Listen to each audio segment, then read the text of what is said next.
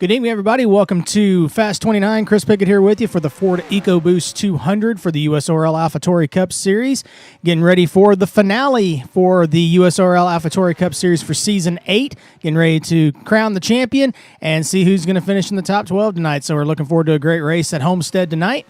It's going to be a little bit of a tricky track tonight. Looks like guys are starting to slip and slide a lot out there tonight. So looking forward to a good race, an exciting race, and going to have some fun tonight. So let's go ahead and head out there and see how everybody's doing.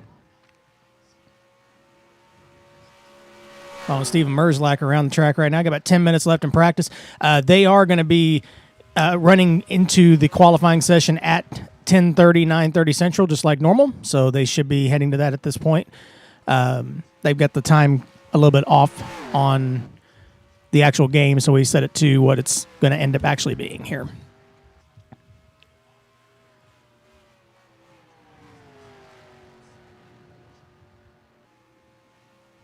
You can see that the bottom lane has been very, very loose for a lot of guys during this practice session. So that's going to be something to keep an eye on pretty much all night. They can run the bottom for the first couple of laps, but then you've got to get toward the top or you're going to be slipping and sliding on that bottom groove.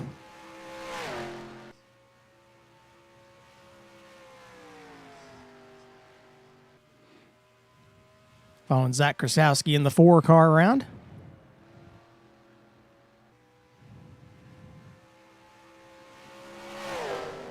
And around he goes off at turn 2. So once again, once the tires wear out a little bit, if you're running the middle or the bottom, it's going to come around. That's what we've been seeing all evening long during this practice session. Go ahead and take a tour of the cars here real quick. That's the number 9 of Jesse Dalton coming down the backstretch, going into turn 3. Kind of hard to tell that that's the 9. A little bit of a darker number on the door. There's Antonio Ruiz sitting on the pit lane right now in the 11 car.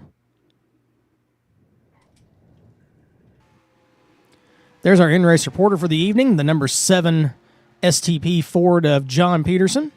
We'll be hoping to talk to him later on in the evening.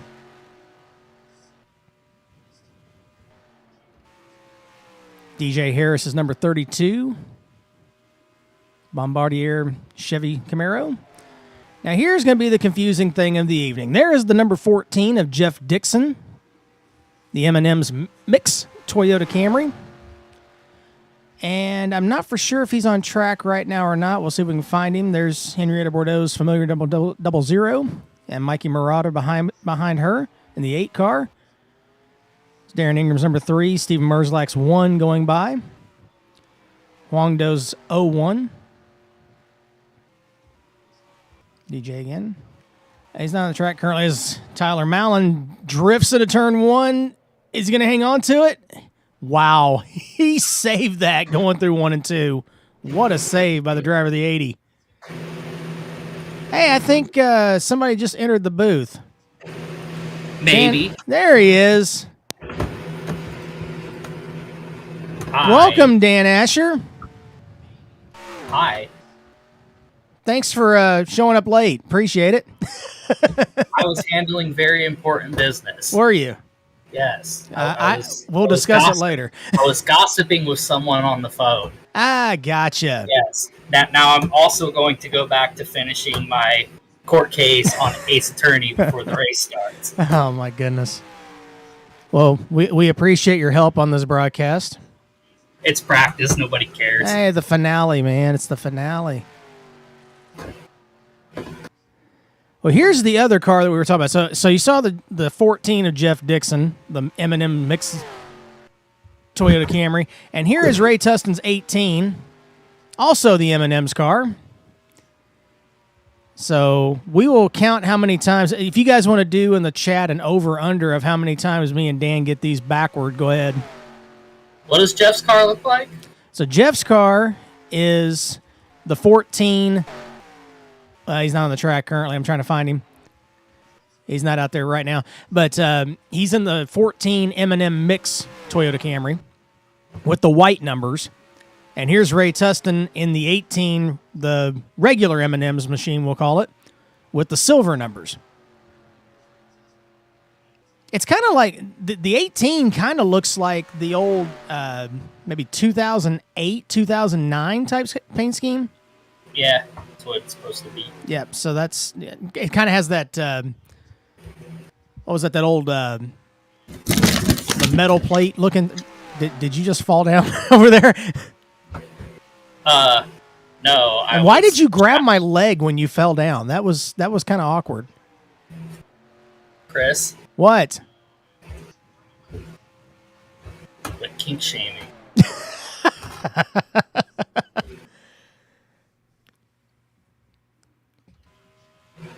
There's Sean Whitehill in the 45 Menards Toyota down the backstretch into turn 3.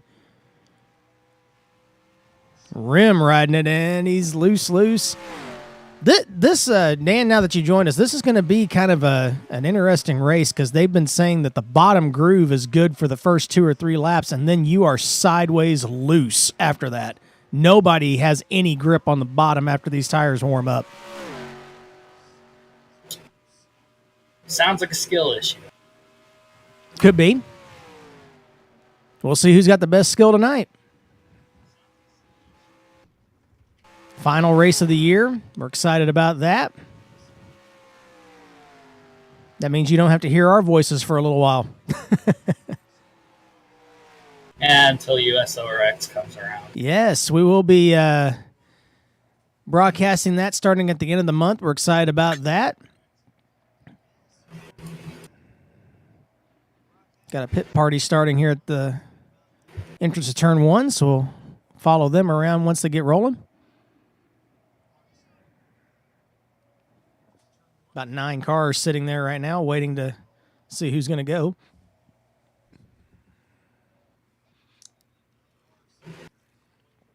Currently, there's a karaoke session on the scanner right now.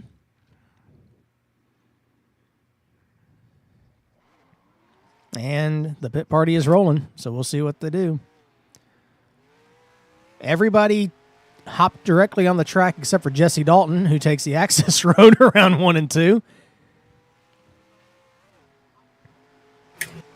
3 wide off turn 2.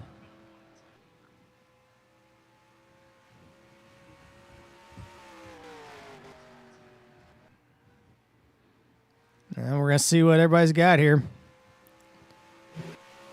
Oh, they're wrecking hard behind him off turn 3. Oh, Wong and Steven bang down the front straightaway.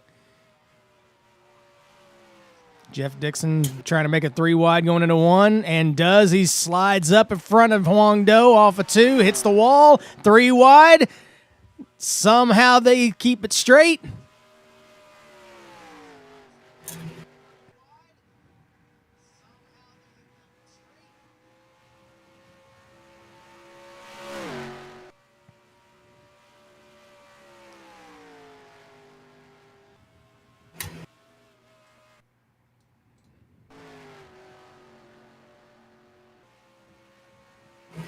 Well, so far, the bottom is holding okay for a few of these guys.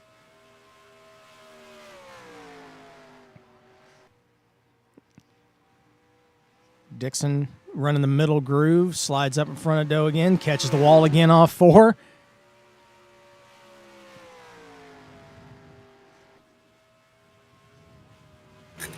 We need to do some polls for next season, Dan. Just like stuff we would say, stuff that people think might happen during the race. You know, just random little things like, which one of us is the first to scream out slide job by accident? Have either of us ever actually screamed out slide job? I have a feeling for some reason with the way these guys are running in this practice session that one of us might actually do it.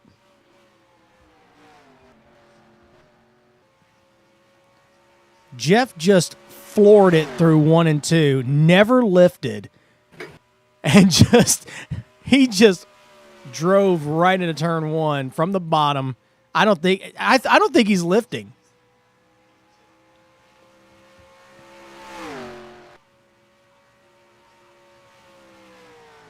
Huang tried to do the same thing through 3 and 4, and he lost a ton of momentum.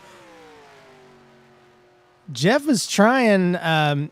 He's trying the old. I don't know, Dave, if you remember this or not, but like when NR first came out, they figured out that you could run Martinsville on the outside, right up against the wall, rim ride the thing, and run faster than if you took the corner normal.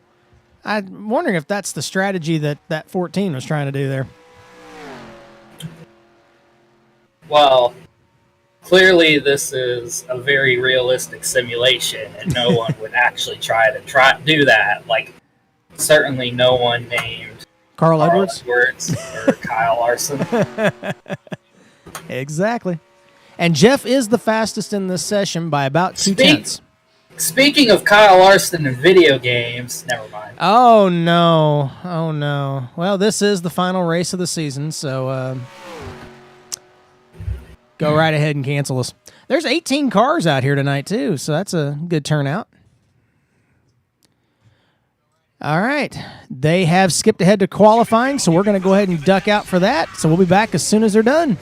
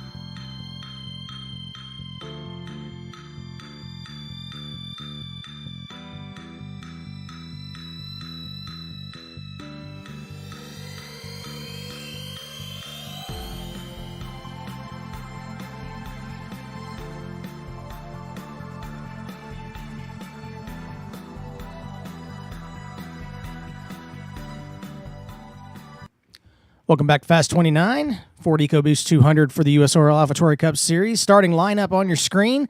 Tyler Mallon gets the pole tonight with a 29.933. Noah Joyce will be alongside with a 30.161, and you'll see the rest of the starting lineup there on your screen. First through 12th were the ones that took time tonight. Behind them, 13th on down, John Peterson will be 13th. Jeff Dixon will line up 14th. Mikey Marotta will be 15th. Sean Whitehill will be 16th. Cal Lovell will be 17th. And the points leader, Davey Hazard, will be 18th.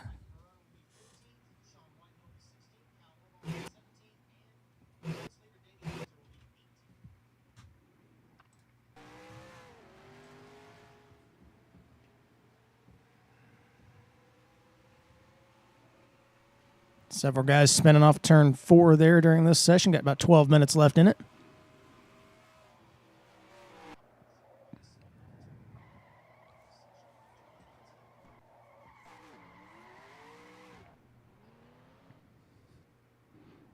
And they're starting another pit party here at the end of the front stretch.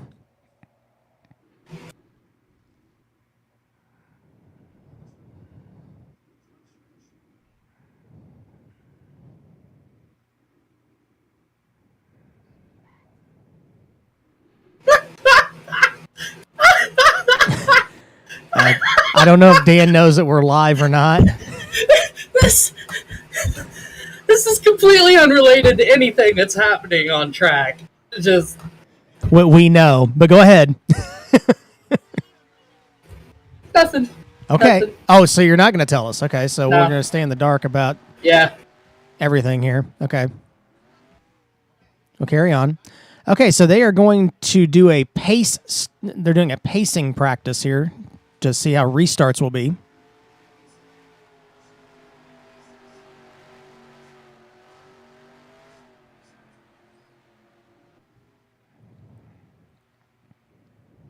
So we're going to get a little sneak preview of how the start could be. Could be very good. Could be an absolute disaster. And they wrecked kind of as Noah blinked out off the front end of Antonio Ruiz. That was the weirdest thing I've ever seen. All right, here they go.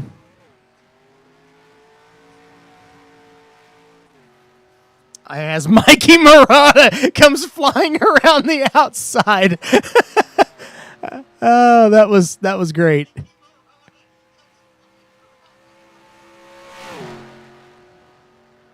That was incredible. All right.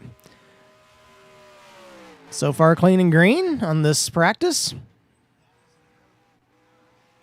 John Peterson catches the wall a little bit right in front of DJ Harris, and there they go. And Jesse Dalton's going to T-bone him.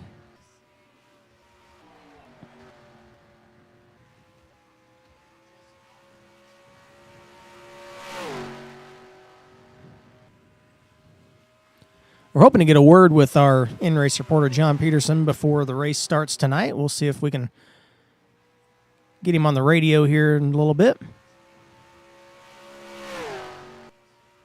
That was a hint, Dan.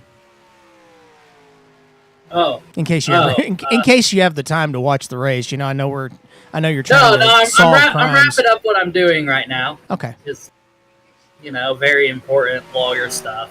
Whoa, Steve Merzlik slid up in front of the field off of turn 2 and just about wiped everybody out. All right, we're gonna bring John Peterson over the radio. John, you got a copy? Yes, sir. Great. Talk to Chris for a while. Okay, yeah, because Dan's busy right now. So, John, good to hear from you tonight. Beautiful STP machine tonight as well. I'm going to see if I can find you on the track here real quick. Are you out there right now? Where are you at? There you are. We found you. Okay, there you are, going into turn 3. All right, so we'll follow you around the track as we talk to you. So what do you think about the track tonight so far? It looks like it's pretty loose on the bottom on these starts. Yeah, I think this track is, first, it's a lot of fun. The bottom is definitely loose on the start, and I don't know, the bottom, it looks iffy. I think there is a lot of speed to be had there, but it's only going to be a short, long speed. I think that Highland's definitely going to be the place to go, like any other Homestead track. But, yeah, no, I just cannot think. You mentioned my STP color, STP, proud sponsor of John Peterson for 3 seasons now. I want to thank them for their long-term partnership that they have had with me, and hopefully they'll extend. I don't know. I've had kind of problems finding partnerships this season. It's been rough, with the whole COVID hit on partnerships and sponsors dipping out. Yeah. I definitely feel that across the entire economy, definitely. So, but yeah, it's good to see them stepping up. I'm trying to place, is that 99 scheme on there? Yeah, I think so. Yeah, it's his 99 scheme. I think. Yeah. It's the one that Eric Jones threw back to you. Right. I think that was it's either 98 or 99. They looked so similar back there at the late 90s with John Andretti, so it's kind of hard to keep them apart there. But we'll be definitely keeping an eye on this 7 car all night. Hopefully be able to talk to you during some cautions if we have some, and see how you do the rest of the evening, okay? Yeah, sounds good. If what I'm seeing right now is any indication, we should have a lot of cautions. That's what I'm feeling too. It's kind of looking like Kentucky last night in the truck race, so we'll see how it goes here. So good to hear from John Peterson. He'll be our in-race reporter in the 7 STP Ford machine, and we'll go ahead and let you get back to business. Thank you, buddy. Sounds good there, Chris.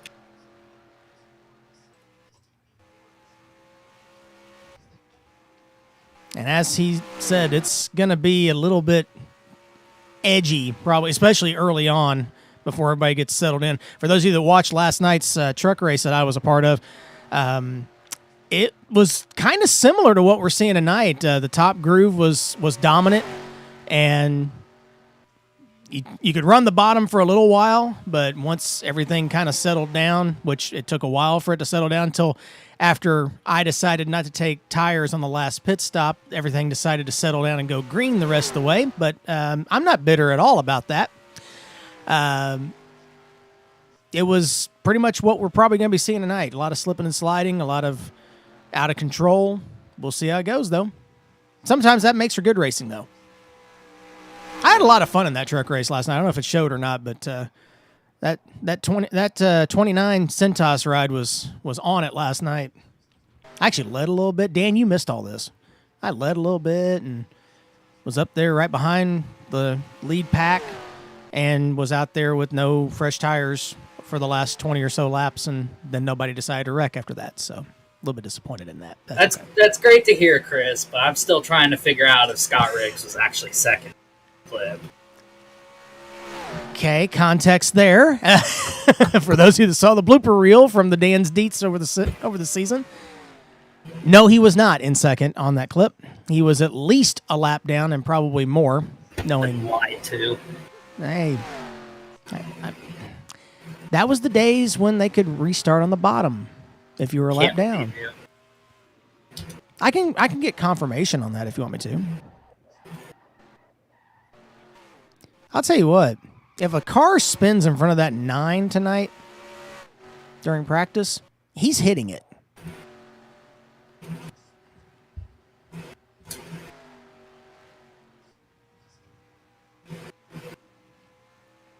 Take a look and see how speeds are right now. See what we're expecting. Chris, I'm going to be honest. I really wasn't paying attention to what you said there, and all I heard was 9 car is going to hit it.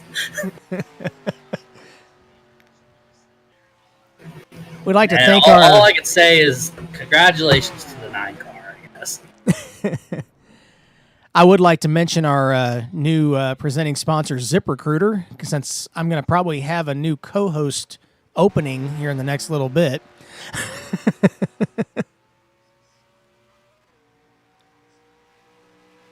I kid because I care. I think you're lying. Okay, I kid because I don't care. About 4 minutes left in this happy hour session here at Homestead.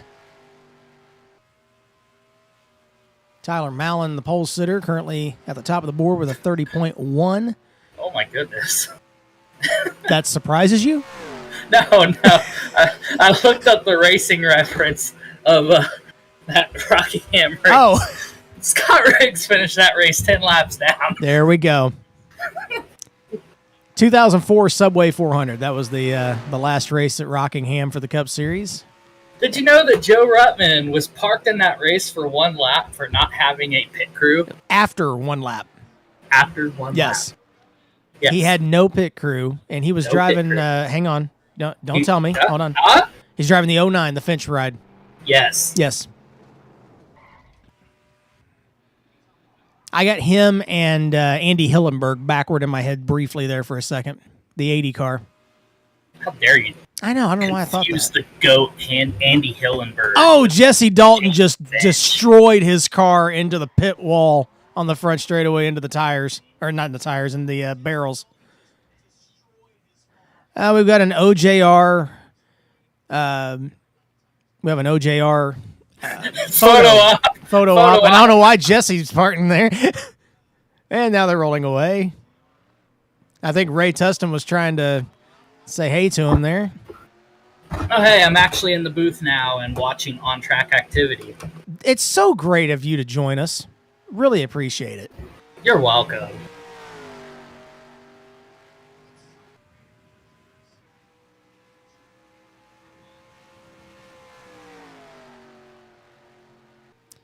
About a couple minutes left in happy hour. So a quick check of the point situation. We have, how many cars have started? 18, I think, is what we have out there right now. There needed to be 30 or less starters in order for the driver of the 75, Davey Hazard, to clinch the championship. I think we're there. I'm pretty sure we're there. But are you sure? Well, we're waiting on a recount, so we'll see what happens. We needed 30 or less. We needed 30 or less, and I think the most that I've ever seen in a race in this league is 28. Yeah, I was gonna say it's been. No, we've had a couple races break 30. And we had break 30. I don't think I've ever been a part of those. I know we've seen some high 20s before, like 27, 28 at Daytona and Talladega, especially. I think we had a 20 at a. We had 20 at a truck race at Myrtle Beach once. I think that was last season. Everybody was shocked. Why is everybody here? Everybody was saying that all night long. So basically what we're going to be looking at is the battle for second in the point standings, and that would be Huang Do and Noah Joyce. Those are the two that are second and third in the points. We'll do the best we can to. Damn, Aaron Ingram fell off, I guess. I didn't even know he fell out of second. Yep, it was. I think he's back in fourth now. Hell.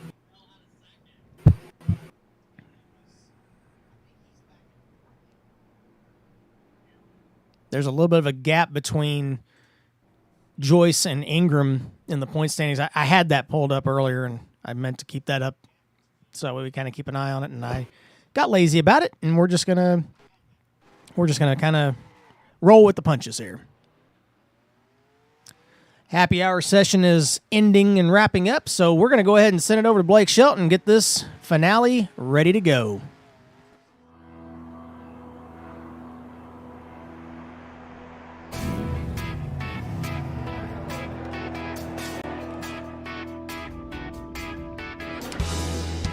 Guess we got a little off track, but love knows a way back through the storms and pouring rain. Got my hands on the wheel and I'm flying, heartbeat loud as the thunder rolls, riding in on a stampede of lightning.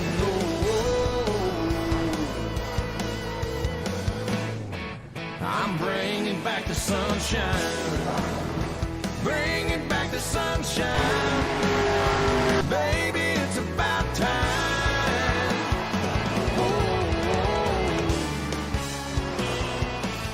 Bring it back.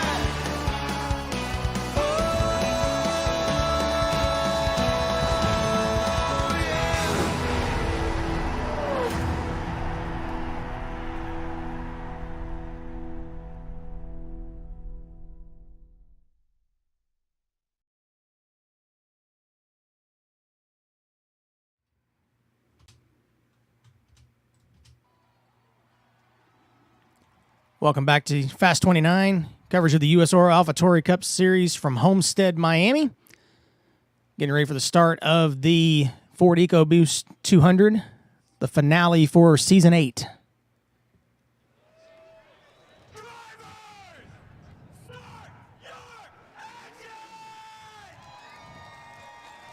And there's the command given. And the field rolls away down the backstretch. Well, at least the inside line did. Noah Joyce didn't go. Which honestly is not unusual for the 31.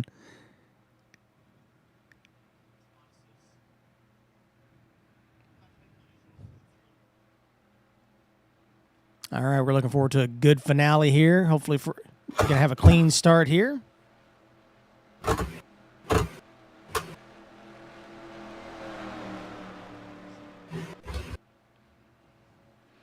All right, coming to the starting zone, Tyler Mallon, Noah Joyce, front row, green flag in the air. The outside line got a really good start going down the front stretch, going into turn one. Our in-race reporter got the worst start that I may have ever seen in my life. Oh, in trouble. Big wreck in turn one right off the start. That'll be a restart, and here goes everybody. Big crash.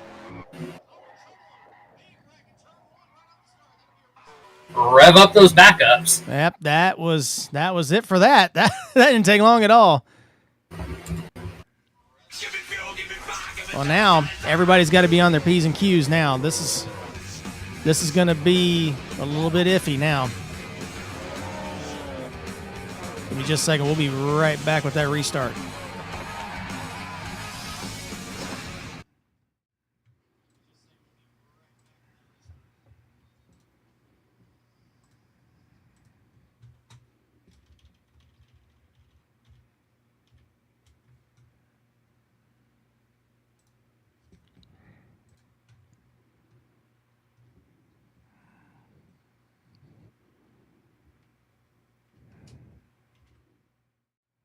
All right.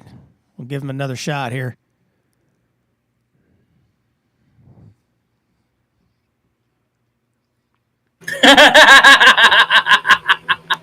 Are we live? Yes, we're live. Okay. I'm not going to say which viewer suggested we do this, but I just had a viewer message me and say, for when they have to do a restart, you should get Chris to play the audio of Will Smith going, "It's rewind time." We'll keep that in mind for next season. I like that. I kind of like that, actually. That's great. Yes, make a note of that. I don't want to forget that. I will do that. I'm always open to suggestions. That's great. Oh, that's wonderful. All right, so let's see if everybody's patient this time coming down in turn one. Remember, this track is very slick. Green flag in the air. We're racing at Homestead.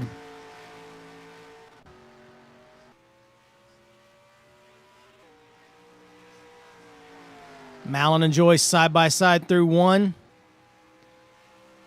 Henrietta Bordeaux and gets the wall through 1 and 2. Everybody clears her. Steven Merzlach to the inside of Joyce for second. Everybody kind of tiptoeing this time. Off turn 4. We have an official race. And we have an official champion. We do. There's Race the driver of the over, folks. 75 right there. Davey Hazard is your Season 8 USORL AlphaTauri Cup Series champion. Congratulations to him.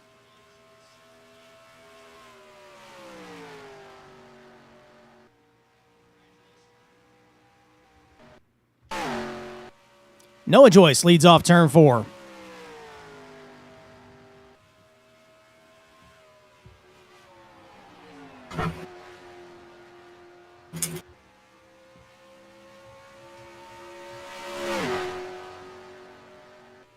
Here comes Tommy Bordeaux to the inside.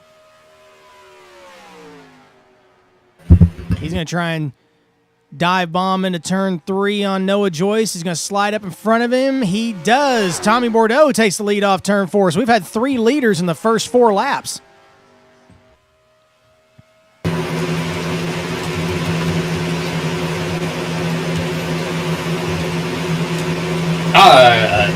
What in the world did I just see? I don't know, but I'm hearing something. I don't know what's going on over there. From the spectator camera in turns 1 and 2, there's a cameraman in the middle of the track. Go to the spectator. All right, we're on spectator cam going in turn 1.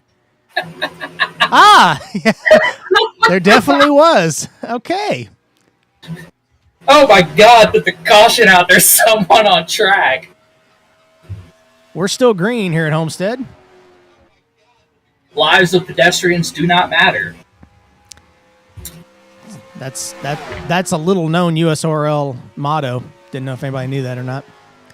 Noah Joyce sneaking back up on Tommy Bordeaux. He's going to take a look to the inside in turn 1. Some early lead changes here at Homestead. Exciting. Joyce takes it. We're on lap 5. We've already had 4 lead changes. But Tommy Bordeaux trying to take a look to the inside again, trying to take it back. Meanwhile, behind him, Antonio Ruiz and Huang Do run side by side off turn 4. Merzlak and Mallon close behind.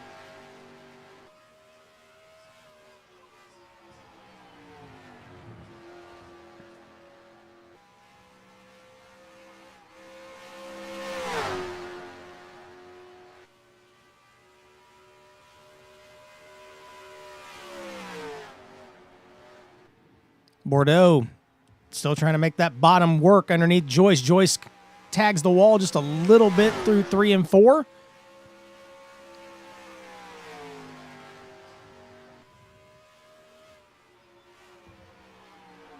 Now the outside line starting to roll on the outside. You've got Antonio Ruiz out there. You've got Huang Do, Steven Merzlak. Bordeaux slides up in front of them. Ruiz going to take a peek to the inside of the 57 down the backstretch. Side by side through 3. Ruiz is going to clear him. Ruiz to second. Doe to the inside of Bordeaux now on the front stretch. Now Ruiz taking a peek to the inside of Joyce for the lead in turn 1. Got it. There it is. There's the one for the night. Antonio Ruiz leads at Homestead, but Noah Joyce trying to make that short-lived going into turn 3. What a lot of action early here. This is great stuff here. Huang Do got loose. He's in the wall off turn 4. As he's falling back, everybody gets by him. Close call off of turn 4, but everybody lives to race another day here. Noah Joyce had his tires on the apron that turn. I don't know how that car didn't spin out. Oh, they're both in the wall. They're both in the wall at the front. Here comes the rest of the pack. They're going to sneak up on him here. I think Ruiz caught it a little bit harder than Joyce did off turn 4.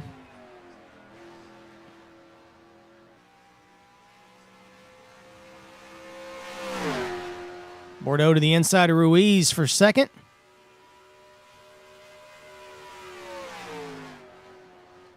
Mallon snuck back up to 4th here. The pole sitter. He's going to try to make it 3 wide off 4. Doesn't quite have enough to get the fender. Well, he is alongside Bordeaux, but he's going to back off, come back in line.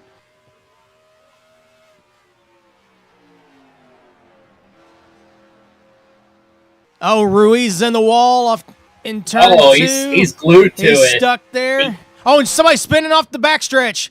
Caution is out.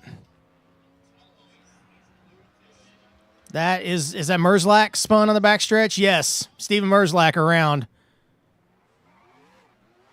That was probably best case scenario for the one car.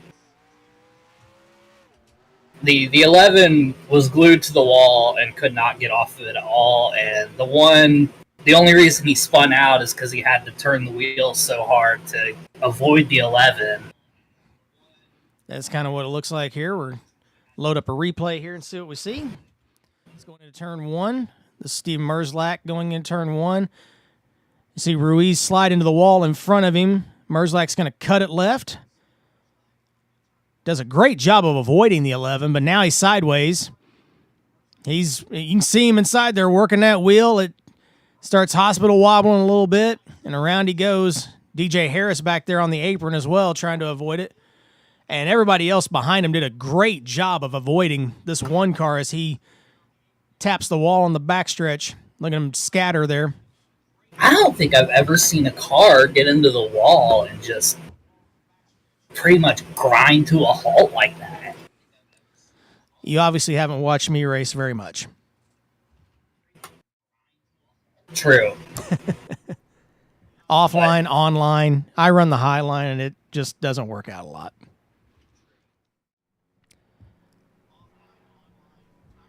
I mean, Antonio couldn't get off the wall until he was down to 13 mile per hour. So, we had a almost pile up at the head of the pit lane. if I was every driver in the field right now, I'd make a mental note of do not get glued to wall. There's definitely grip out there if you can get out there, but risk reward. You run a little too close to that wall, there's definitely some extra grip up against it that you don't want.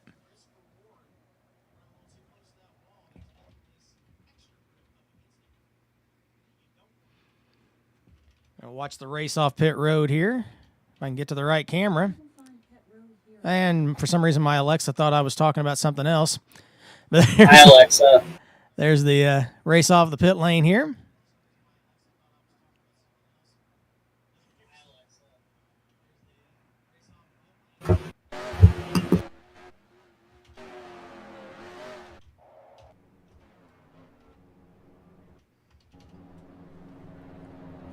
Let's see if they're going to choose this time by or not. And they are. There's a choose cone on the back straightaway here. Bordeaux and Joyce the split. Krastowski, Mallon. Several guys taking the high lane here, which is not a surprise, really.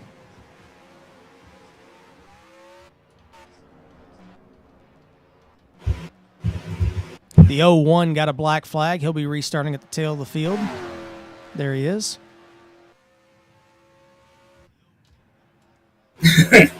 Another viewer chiming in saying the wall's official sponsor is Gorilla Glue. I believe Antonio Ruiz will definitely agree. All right, coming to the green flag here. Restart lap 15. Tommy Bordeaux takes it. Oh, trouble on the front stretch. Darren Ingram's around, takes Merzlak and Jeff Dixon around.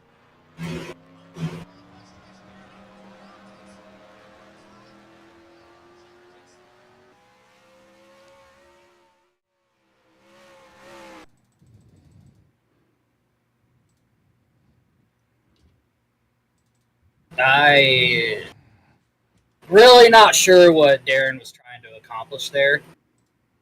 Here's the replay here. The Ford did not get that good of a restart, and it looked like at first Darren was going to try and make a run to the outside, and then he looks like he might have tried to commit to pushing the Ford, and instead bumper grabbed himself into the wall.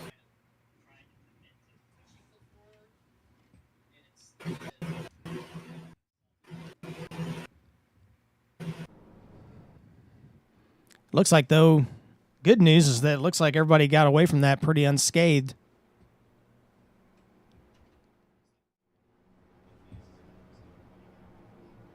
Pretty low speed wreck. Usually you have, obviously, if you watch real life racing, you can get some serious damage on restarts, but obviously the lower damage in this league is definitely helpful in cases like this. Jeff Dixon first off pit road, followed by Jesse Dalton, Ray Tustin, Antonio Ruiz, Darren Ingram, Steven Merzlak. Looks like maybe half the field pitted this time. Here's the field that stayed out, led by Tommy Bordeaux.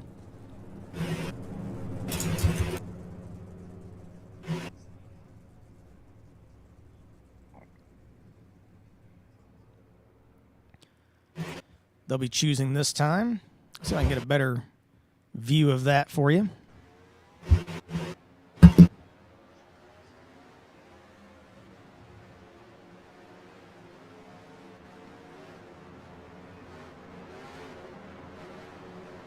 John Peterson just runs over it. We'll talk to him about that later, about that mental error on the 7.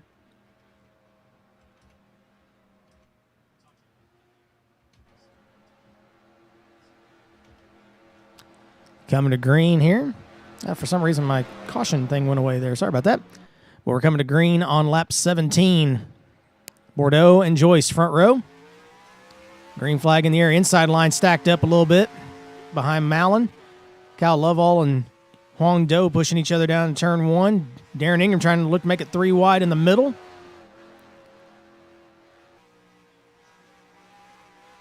Oh, Krastowski slides up in front of the outside line a little bit there. That's going to stack that line up. Huang Do picked up about 7 spots coming through there. And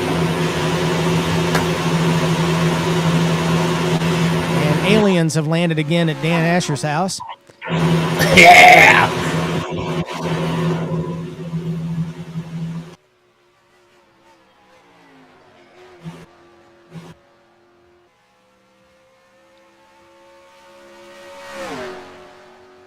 Battle for third down the backstretch. Cal Lovell to the inside of our champion, Davey Hazard. Now he takes a peek underneath Tyler Mallon. He's going to clear both of them going into turn 3. And off turn 4, he drifts up right to the wall. He's going to lose a little bit of momentum. He grazed it a little bit too much. And here comes Doe back to the bottom.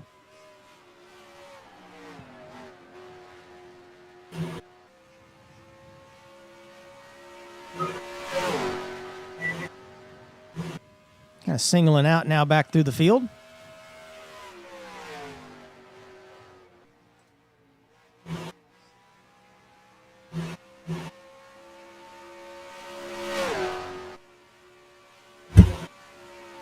Lovell to the inside of Huang Do.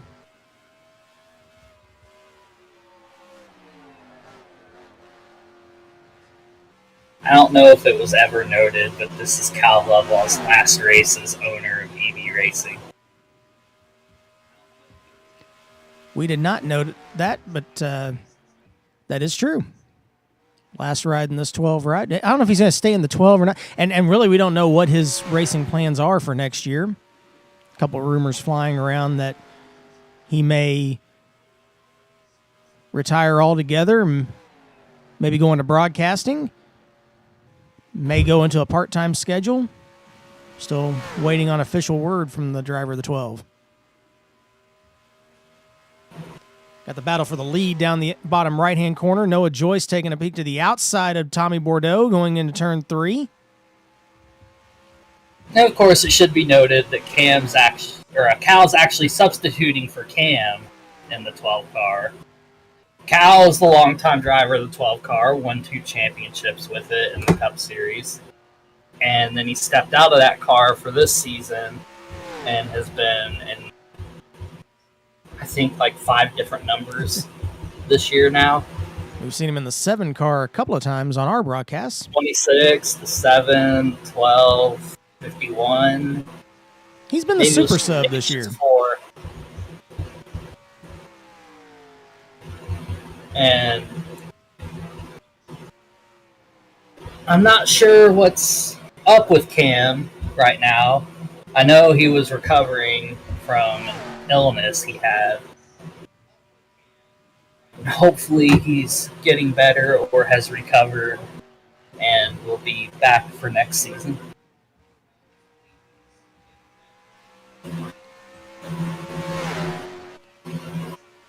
Well, Cal's ended up in a little bit of a hornet's nest back here.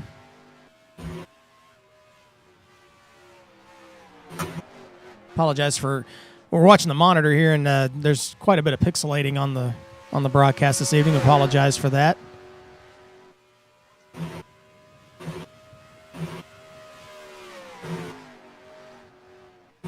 Not for sure if that's our. We did have, for those of you that aren't aware, we did have quite a bit of. Oh, we got trouble in turn 4. We'll get back to that. It's Cal Lovell. He's around. He takes DJ Harris with him. Darren Ingram's taking the wall. Darren Ingram. That's number 3 for him.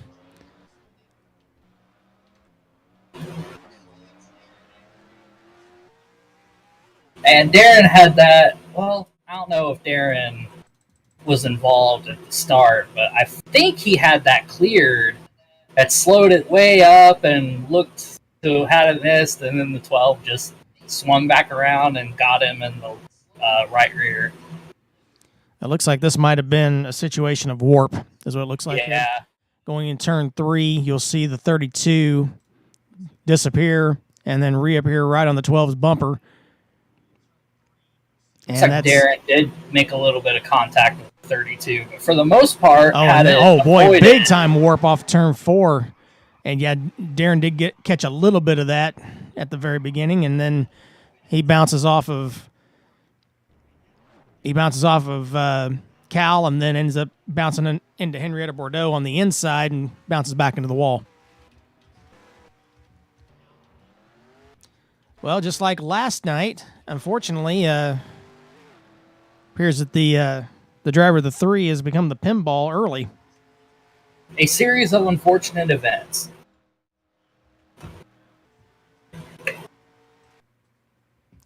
Unfortunately, I was the cause of one of those for him last night, but we'll go into detail about that later. As they come out the pit lane 4 wide for the 4 wide for the 57 gets a black flag coming off the pit lane, as he's going to basically do the Rusty Wallace line through the grass there coming off the pit lane.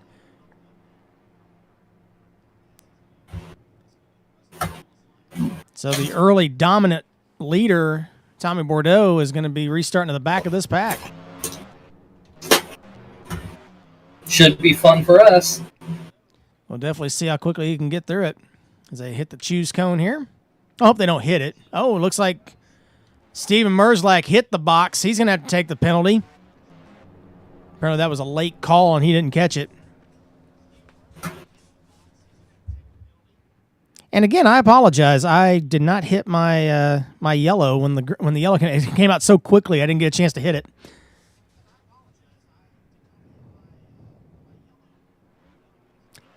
Coming to green on lap 27. So Jeff Dixon came over the radio and said he's about to rip the bottom and see what happens. We'll keep an eye on him. He's 4th in line on the bottom.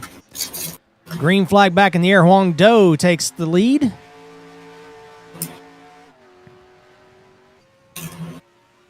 Three wide going into turn 1, about 5 rows back. But Huang Do clears the field through 1 and 2.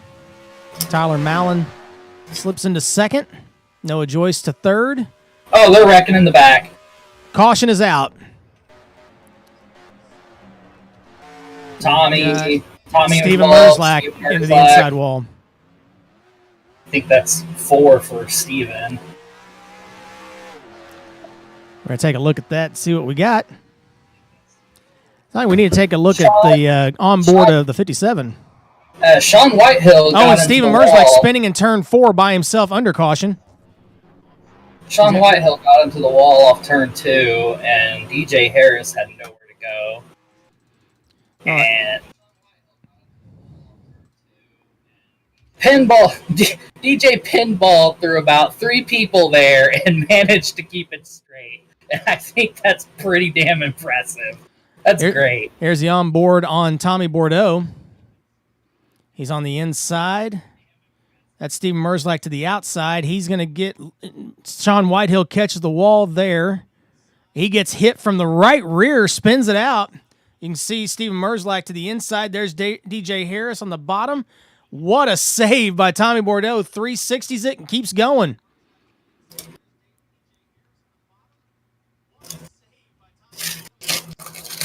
There's our in-race reporter, John Peterson. We'll take a look and see what we got there.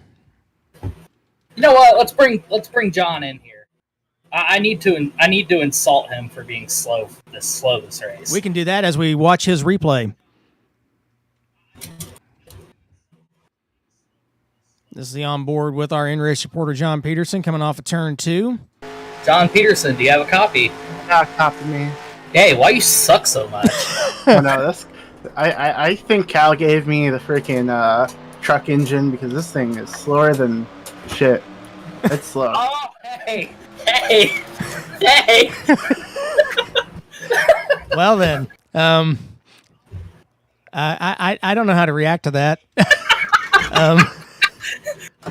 We apologize to the viewers at home. Not I know really. you're right. It's the viewer. It's the viewer. You're fine.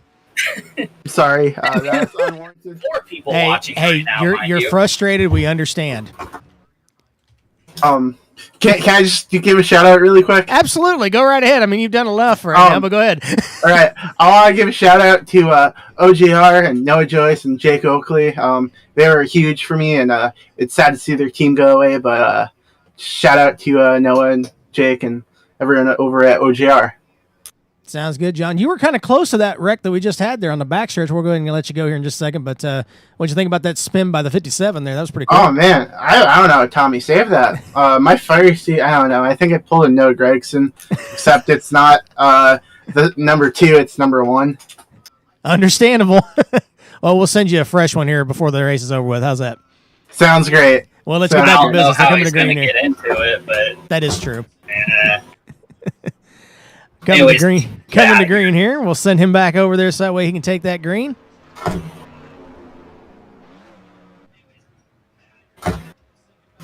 Wong Do, the control car on the bottom. Green flag back in the air. There's Davey Hazard on the outside. The furthest he's been up front tonight.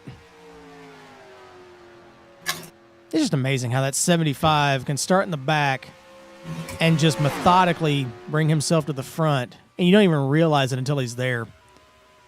4 wide on the backstretch. Around goes Henrietta Bordeaux and Antonio Ruiz, and they both loop it and somehow save it. Yellow is out, but a great save by both those guys down the backstretch.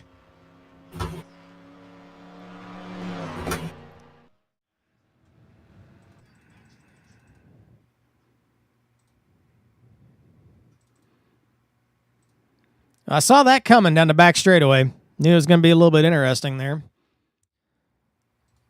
There's Henrietta in the middle, the blue and pink car. Antonio to the bottom. It looks like just kind of came over there, just ran out of room. But look at the job these two drivers do to avoid the wall and each other, and watch Jesse Dalton come from the right side here and sneak right through the middle. John Peterson takes the highest side. You can see his little STP. Well, actually, you can't see it from your guys' angle, but you'll see John Peterson come from the right. There he is. He taking the high side to get around Antonio Ruiz when he slid back up the track.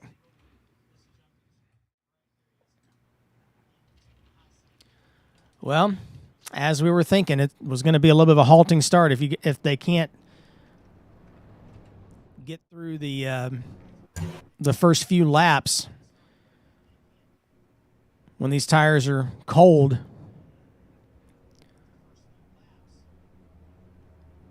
new leader Cal Lovell, he stays out.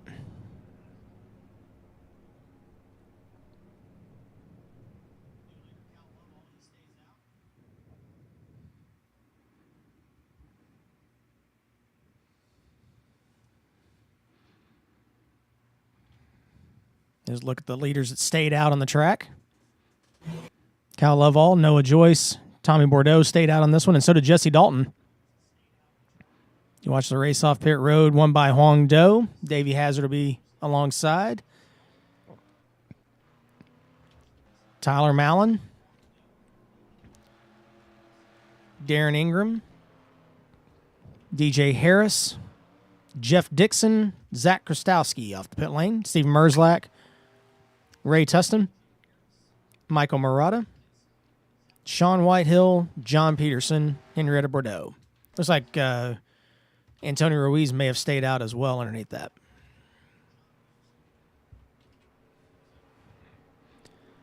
Jesse Dalton is going to take a penalty and go to the rear.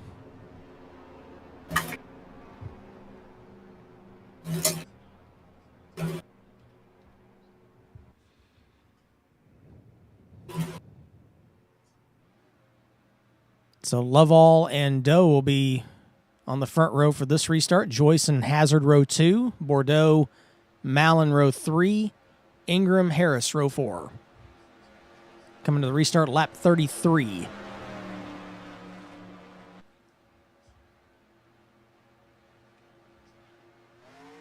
And they take the green.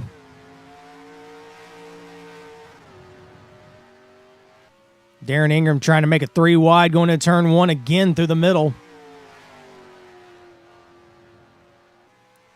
We're only 33 laps into this, and they're still really, really racy for this early.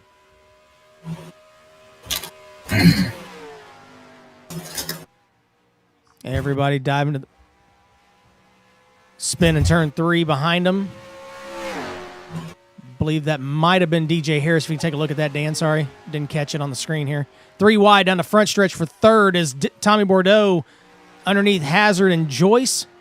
Hazard's going to keep it side by side with Bordeaux off of turn 2. I think it was DJ Harris that spun.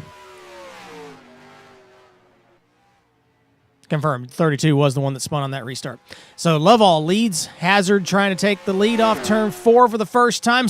He slid off turn 4, locked it up. No, out of nowhere. And Huang Do takes the lead back.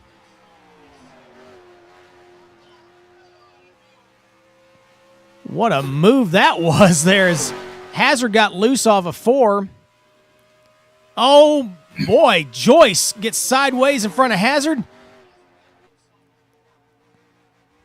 Guys, this is only 36 laps in. We got plenty of time. It's entertaining, but we want to have some cars left over here, guys. 3 wide again, potentially going into turn 1.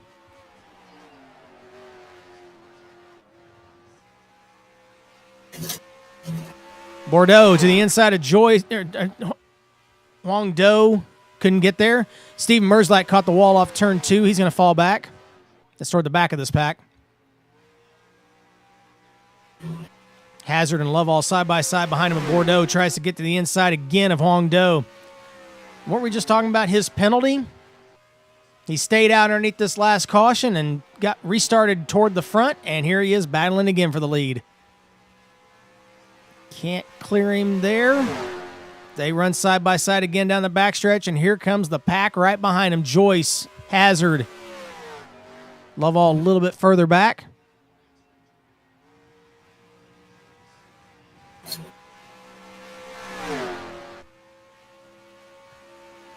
Bordeaux can't get it done. Joyce, now he's going to take a look to the inside of Bordeaux. Boy, he made that look easy. Joyce to second. Oh, he's going to slide up. He's in the wall in front of him. He's still in the wall. Everybody gets to the inside. Lovall to the inside of Joyce. It's like his momentum's back up now, but he went from second to fifth. Oh, Lovall gets loose off of 4, and around they go. Caution's out. Big crash. Darren Ingram's involved again.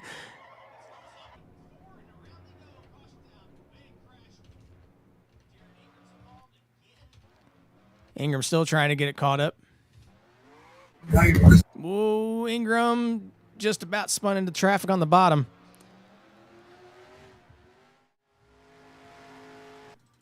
It has not been the threes night at all. He's got a lot of damage in this one. Here it is off turn 4. Cal Lovall on the 12 on the inside. That's Joyce on the outside.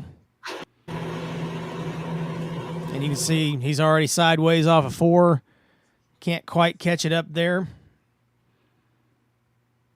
I know that practically none of these wrecks have been their fault, but I feel like I have to make this joke anyways. But if you've been involved in an accident with the 1 or the 3 during this race, you may be entitled to financial compensation. Out of the one, I don't think he's been involved in too many, except for couple on his own, but I will definitely agree with the 3. There's the 1 right there. I think he's gonna miss this one. Oh, the 3 came up in front of him though, but yes, he did miss it.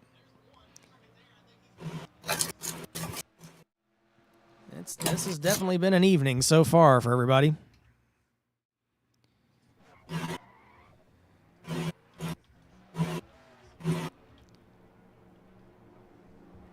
This time everybody takes the opportunity to pit this time, lap 40. Huang Do leads him off the pit lane.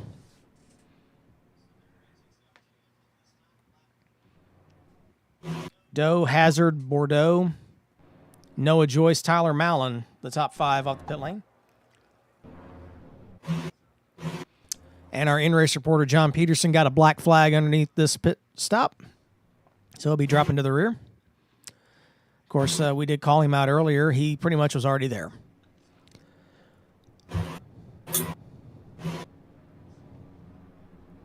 Choose cone, Doe Hazard front row, Bordeaux Krastowski row 2, Joyce and Murata row 3, Mallon and Dixon row 4.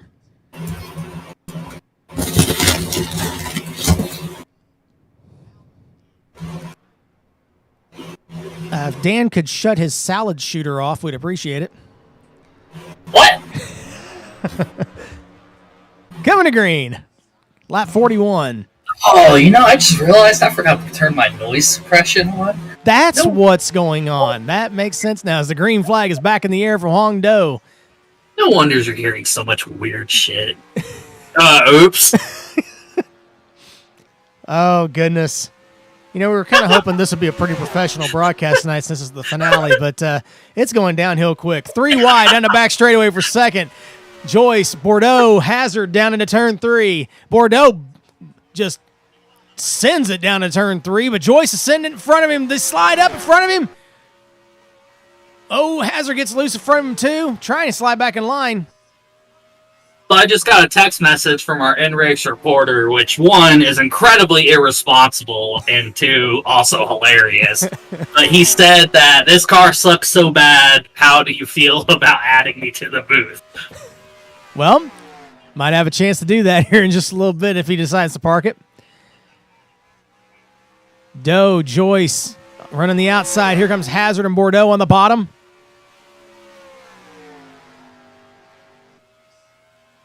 Great battle here at Homestead. Look who's sneaking up back behind him in 5th. Here comes Merzlak on the outside. I totally thought you were talking about Krastowski. Well, Krastowski's been up there too.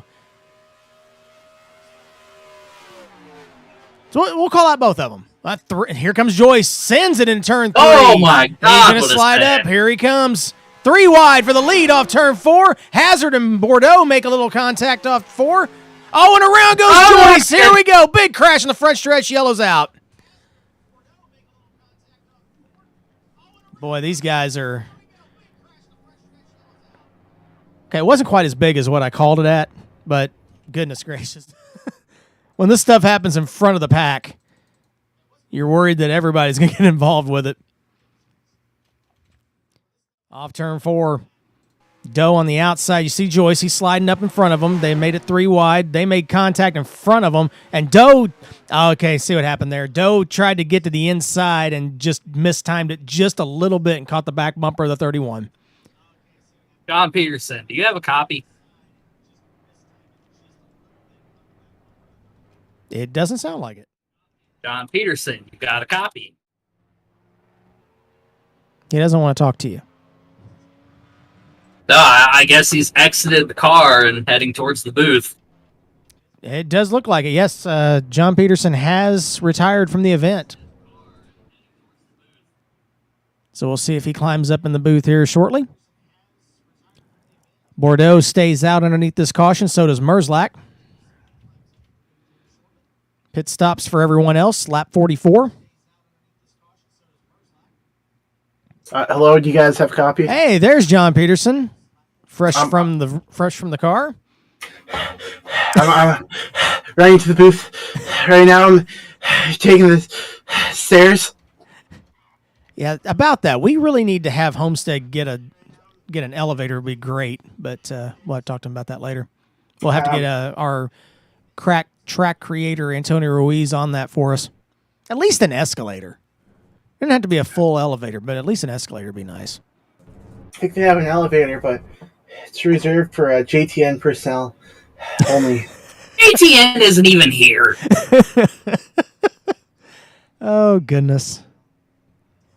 Good times are had. Choose Cone, Tommy Bordeaux, and Steven Merzlak will be your front row. Darren Ingram, the pinball of the evening, with Zach Krastowski on the outside in row 2.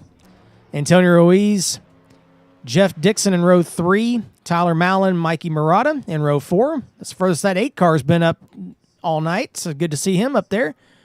And Cal Lovell and Ray Tustin in row 5. John, I know that you're very proud of STP and their long-term relationship with you and all that, but after the performance you put on tonight, I'm pretty sure they're going to be ripping that contract up. Oh, no, you see, as we go green, they have it at 57. It's a restart, but yeah, STP probably is not going to be happy about that performance. No, you weren't kidding. Tommy Bordeaux takes off on this restart, gets about 3 car lengths on the field going off of turn 2.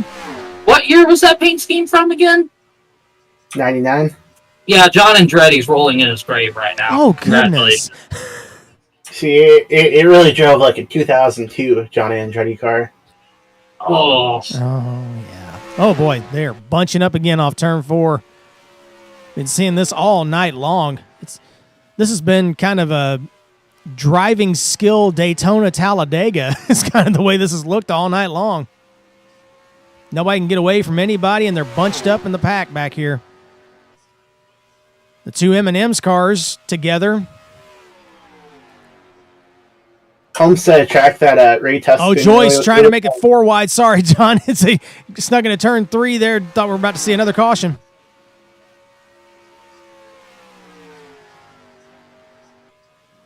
What a pack going into turn 1 here. Darren Ingram reporting he's got engine damage as Merzlak slides up and he's in the wall. wall glue. Again.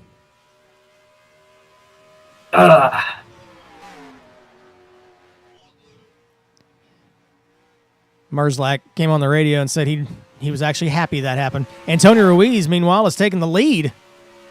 Using that high lane, the 11's back out front. And look who's in second.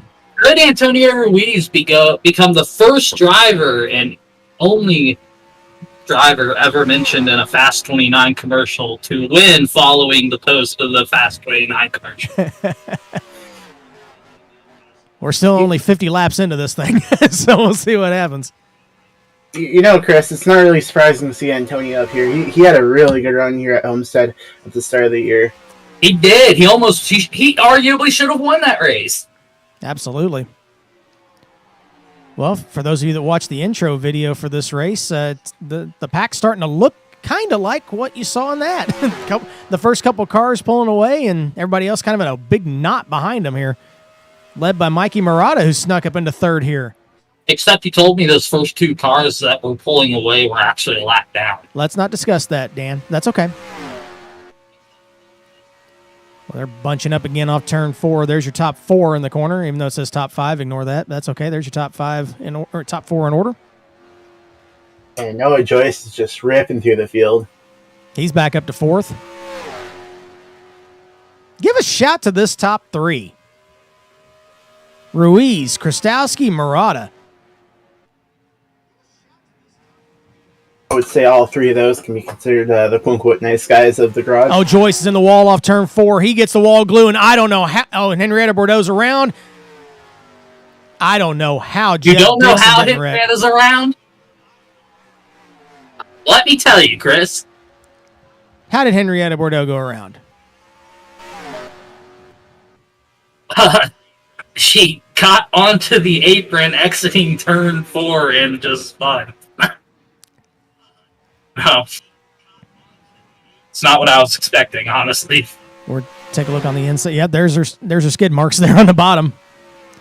I don't know how that wasn't our most recent caution. I've lost track of how many cautions we've had. But That was, Ruiz kind of caught the wall in turn 1. Murata's coming into second underneath Krastowski. That battle for second is closing up on the 11.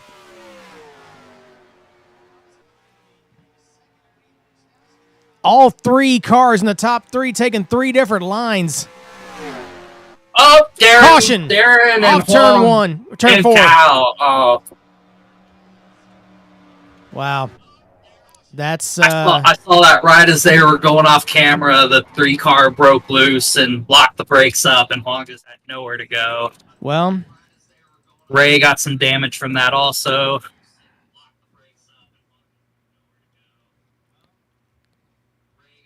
so is that number 5 for Darren Ingram tonight? Here it is off turn 4. All I'm saying is if your wreck count exceeds the number on your door, It's been a bad night. like Yeah, Ray, I mean, Ray Tustin caught the wall off turn 4 behind this. Huang Do has reported he now has engine damage as well in the 01 early leader. Henrietta's technically the technicality to that because her number is 0, 00. So, Oh boy, Darren Ingram coming in the pit lane, locked it up, trying to keep it under the pit. You know what I mean. Last race of the year, I'm kind of tired now.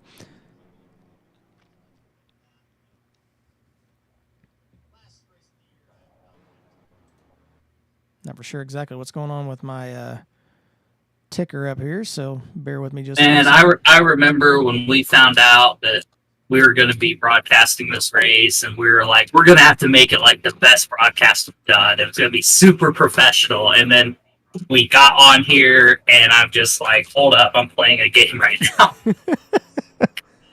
Honestly, it's not been that bad. I hope everybody that's watching is enjoying it. That's the whole goal of this. Oh, we dropped 2 turd bombs, so That is true. Yeah, I've already had some calls on the radio on my phone about that. So, look who is out Wonder front. whose fault that is. fuck them. Look who is coming off the pit road first. There is Zach Krastowski in that 4 car. Not had a good season really at all. He's had 1 win, a lot of bad luck, but here he is up front. Good to see it. Zach Krastowski. Davey Hazard alongside on the front row for this restart. I just realized there is no logo on the side of Zach Krastowski's car, and that's bothering me so much. You know that he's ran that scheme so many times this season, and Oh, I'm I'm just not now just- noticing that too. You know what I just we didn't do dance scheme of the race. We did not. Oh, wow. I really was too focused on my game. You really were. Green flag back in the air. Davey Hazard with the He did get the jump You want to there. finish that sentence, John? no. Okay. Okay, John. I mean, you were out there on track. I mean, what do you think of the USORL's decision to let these guys race while there's a cameraman in the middle of turns 1 and 2 on track? Boy, they're 3 wide off turn 4. Sorry, they're getting racy again. I don't know. I was trying to hit him a few times. You weren't the only one. 3 wide for 5th. 4 wide. Oh, they're 4 wide coming through 2. Wow. They're still 3 by 3 down the backstretch. Jeff Dixon to the inside of Lovell. Joyce trying to follow through. Basically, at this point, I'm just going to stop trying to name names. You guys just watch it and figure it out for yourselves. This is great racing here at Homestead tonight.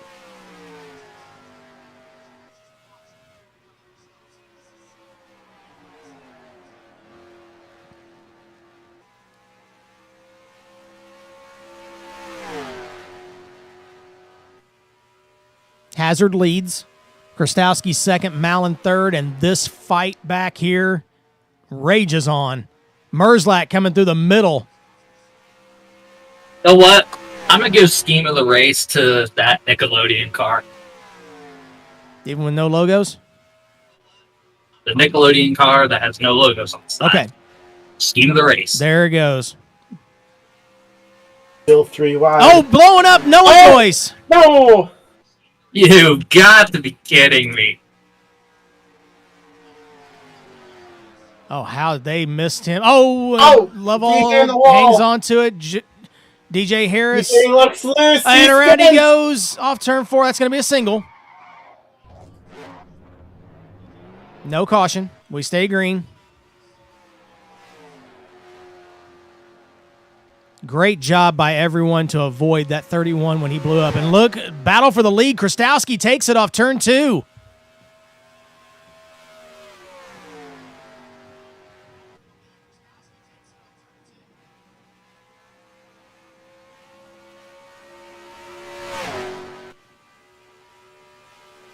Krastowski leads that lap that he wasn't able to lead on the restart. Murata to the inside of Hazard.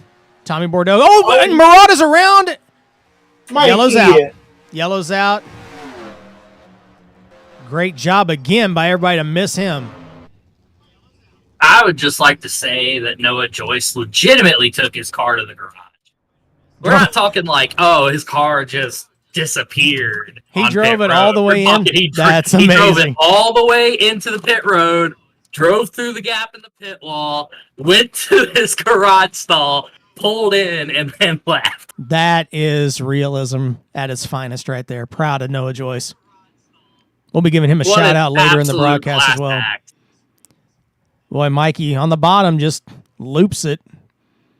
And again, great job by everyone behind him. With the way everybody, Love All caught the back of Huang Do, and great job of saving that 0-1.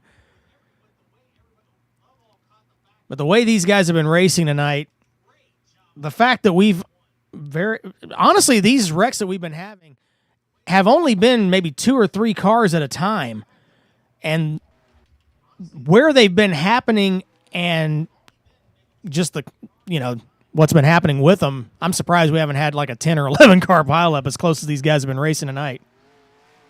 Great job by everybody to keep it straight here. Tommy Bordeaux, it looks like he may have caught another black flag here.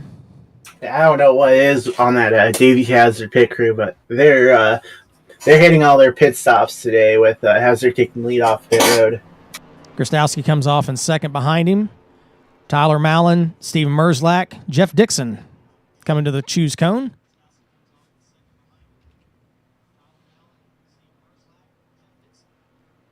For those of you keeping track, it is it 11:43 on the East Coast right now? Yes, 11:43 on the East Coast, and we're still not halfway. I really wish I had. Look, I'm not taking a Grab some shot at coffee. the drivers of this series, but my will to live is low enough as is. Come on, guys.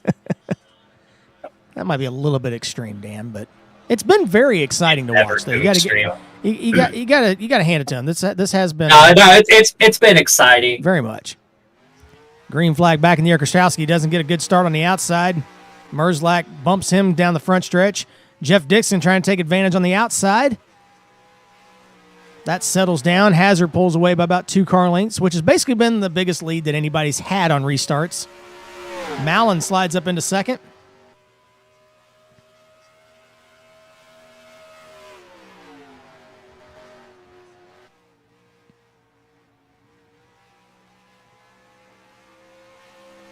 It's just incredible the number of lines anybody can run. And the Melon Man to the lead. Doesn't quite clear Hazard yet. Hazard's going to try and get that run on the high side. Mallon's going to try and slide up. And he does. Hazard Tyler in Mallon to the wall. lead.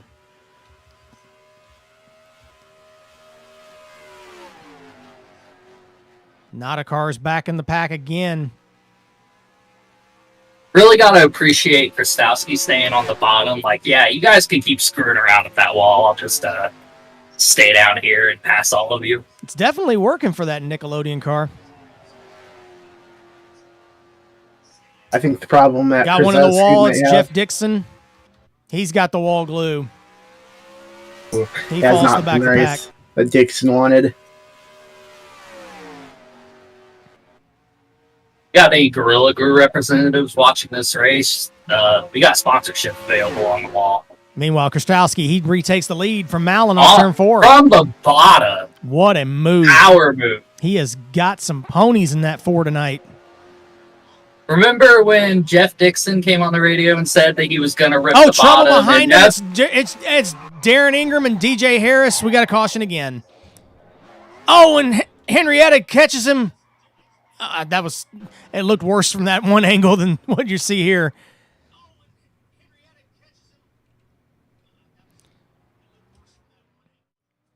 Well, Darren Ingram has now doubled his car number with the number of incidents now.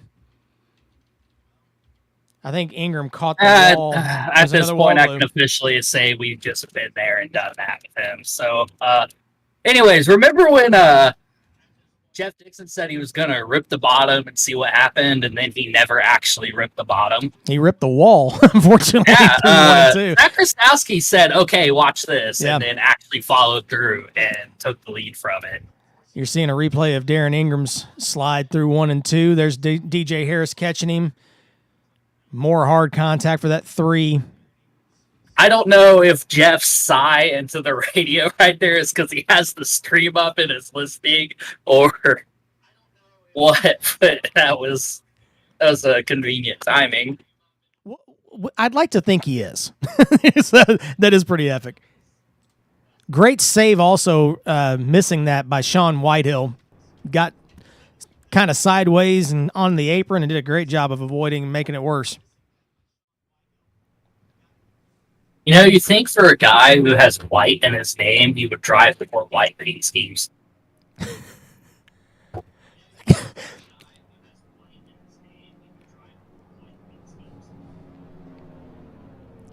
We have finally made it to halfway, gentlemen.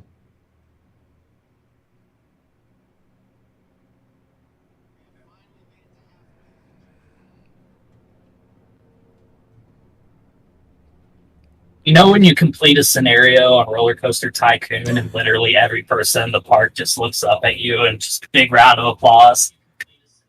I was really wondering where you were going with that. Because we've made it to halfway. I understand now. What is that reference? Oh, goodness. What a night we are having, folks. What a night.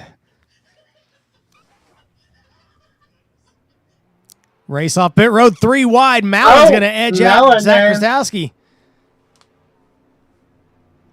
Hazard, Bordeaux, and Steven Merzlak. Top 5 off pit road. Merzlak and Bordeaux have been making an awful lot of contact under cautions lately. They still are, as we watch. Yeah, when I was in the race, I heard Tommy call Merzlak a decrepit old has-been. No, I got that wrong. It never was. Oh. That's understandable. You got to remember these paint schemes, guys. 2002 Brickyard. That is completely understandable given the fact that he is driving a Jimmy Spencer scheme. You know, I'm really tired. I should have picked that up way earlier than now. It's all right, Chris. You're cute. Thank you. I appreciate that, John. At least someone thinks I am. It's cool. All right. My prediction for this first 2 laps, Melon's going to take the lead.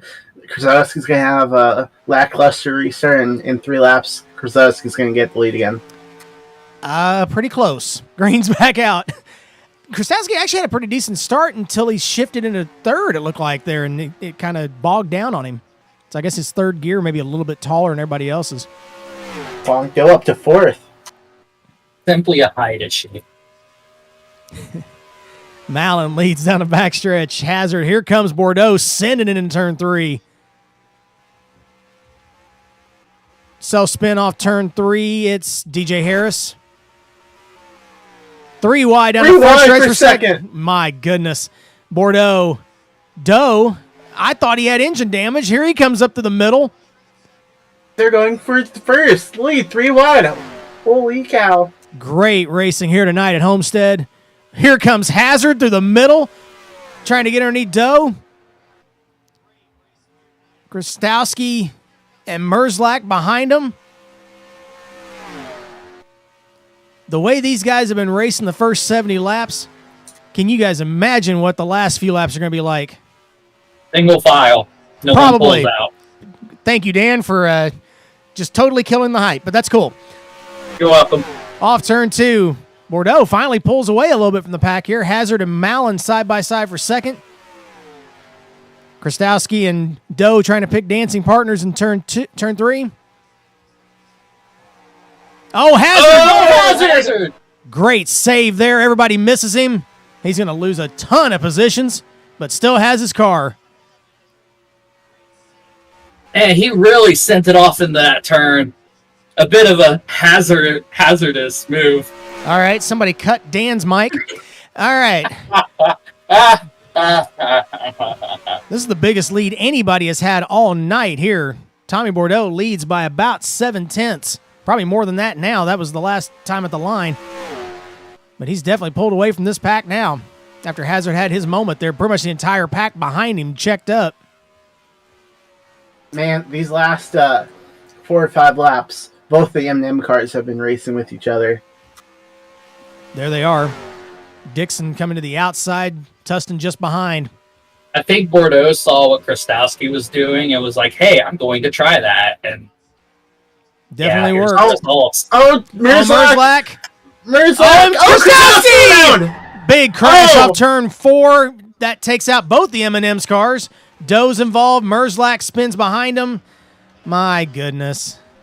I don't know if it was if that was like the splat on Krastowski's car or the target on Merzlak's car, but holy cow.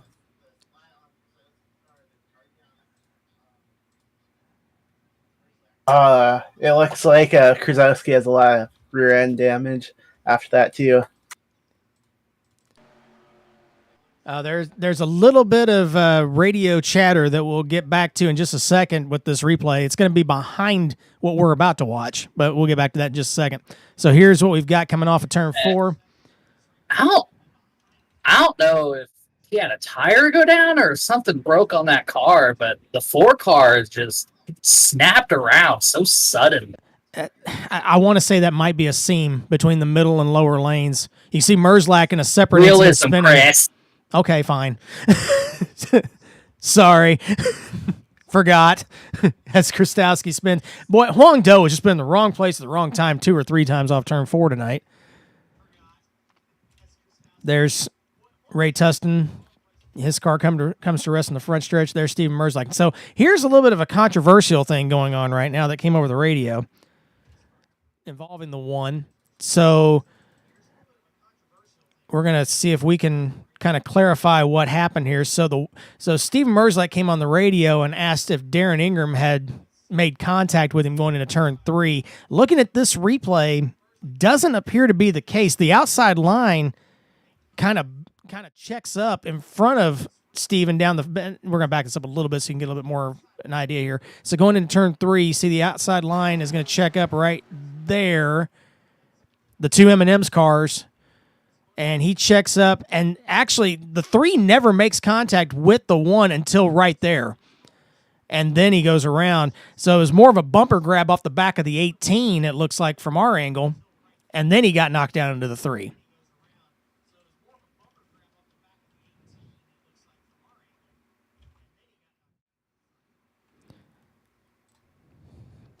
So I guess... Hazard hit the box.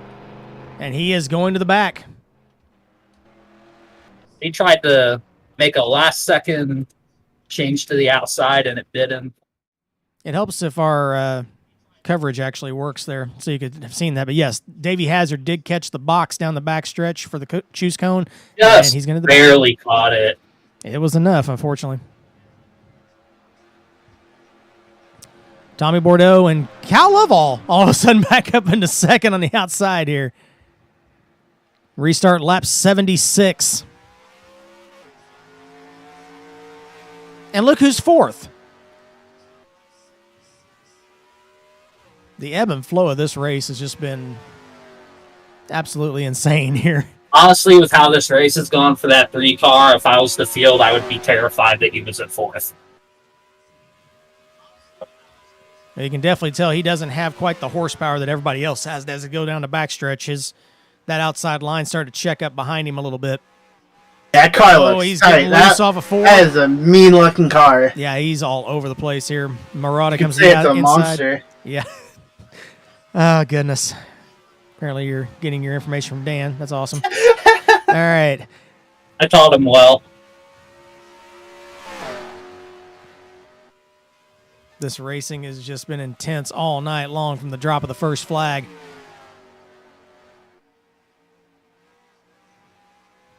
Ingram going to try to make a 3 wide. Doe sliding up on the bottom. About a lane. Everybody's good off of 4. Love all to the inside of Ruiz. Darren and Steven are right next to each other. We're going to kind of keep an eye on that. In fact, let's go ahead and do a split screen on it. Oh, he's all over him down the backstretch. Let's forget that. We're just going to stay right here. Dixon slides up to the outside. 3 wide off turn 4.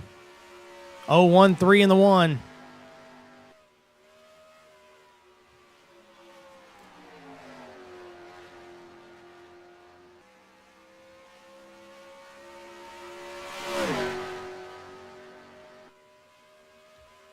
My goodness, that 57.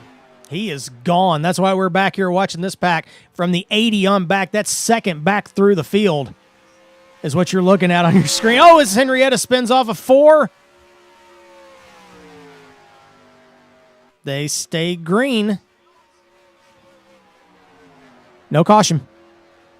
Yeah, Tommy is about 2/10 faster than the entire field at this point. You can see way ahead. 1.6 seconds at the line last time by. Behind this pack. Malin is in second on the left side of your screen, the 80. Oh, as Darren's going to spin off a 4, yellows out. Oh, no, not Darren. Oh, and Krastowski's going to catch the wall at the start-finish line head on.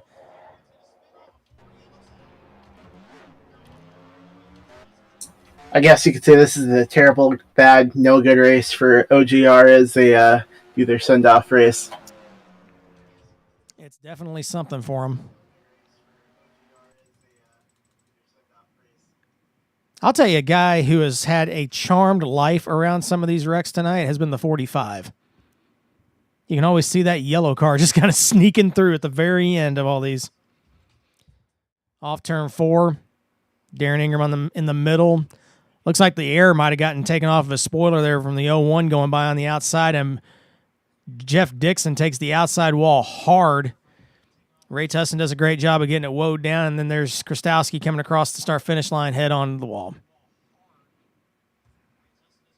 Doesn't look like he's got too much damage from that, hopefully. But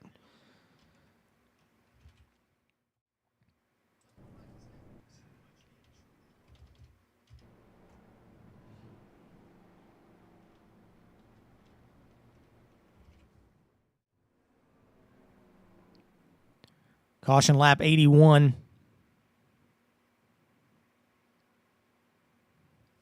Looks like, almost contact on the front stretch. Coming in the pits. I don't know why I said the front stretch. You guys are looking at the pit lane. You knew where I meant. Bordeaux. Oh, boy, that was close. Oh. Wow. That was really close.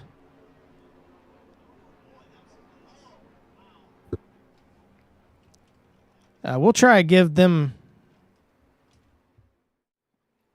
We'll try and see if we can see a replay on that real quick coming out the pit lane.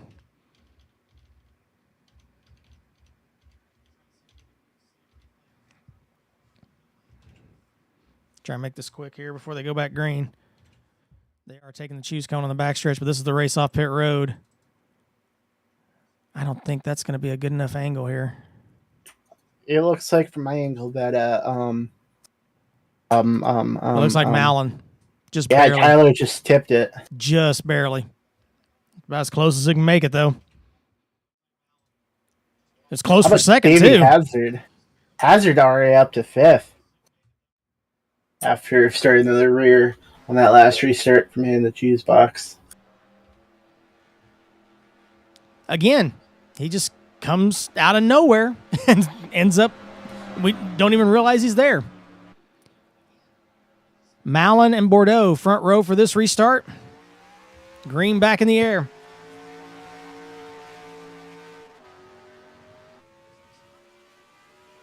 Merzlak trying to push Malin into turn 1. Bordeaux trying to get it rolling on the outside. Merzlak looks a little squirrely in the middle there.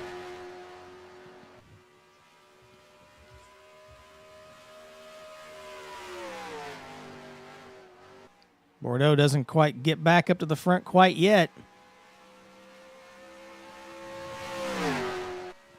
Bordeaux wants to go to the bottom really bad. The high line's just not been his line, and Davey Hazard just boxed him in there.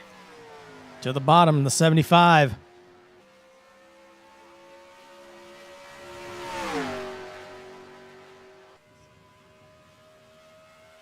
Ooh, Merzlak and Hazard, they almost bumped down the backstretch. Bordeaux trying to figure out which way to go as they close in on Malin. Nobody getting away with this one. Merzlak in the wall. He hangs on to it. Everybody's good.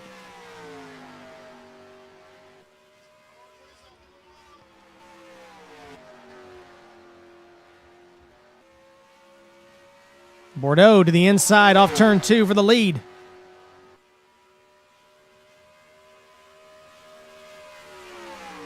Man, no one can run that bottom like Bordeaux has been running. The only one that was close to that was Krastowski earlier. And he starts pulling away. It's that time by. Bordeaux is about 600ths off his fastest lap. Take a look at the speed that we're seeing from him down the backstretch. Getting up to about 190, not about 188 before he chucks it off into turn 3, dips it down to about 156 in the middle of 3 and 4.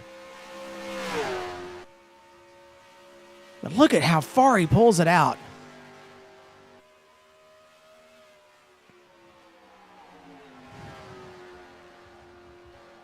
We'll drop back here. Jeff Dixon up to second. Thought his race was over earlier with that hit off turn 4 earlier. Let's take a look, see what kind of speed he's getting down the backstretch. So he's getting to 190 down the backstretch. Going into turn 3. Now he's got Malin trying to get by him on the inside. Oh, trouble. Off turn 4. Antonio Krastowski.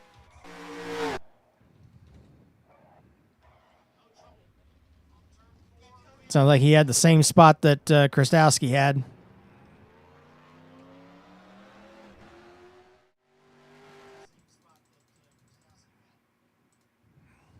There it is, off turn 4.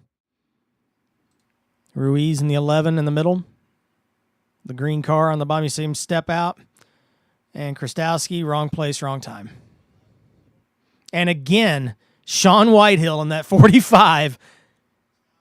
Close by, but no contact.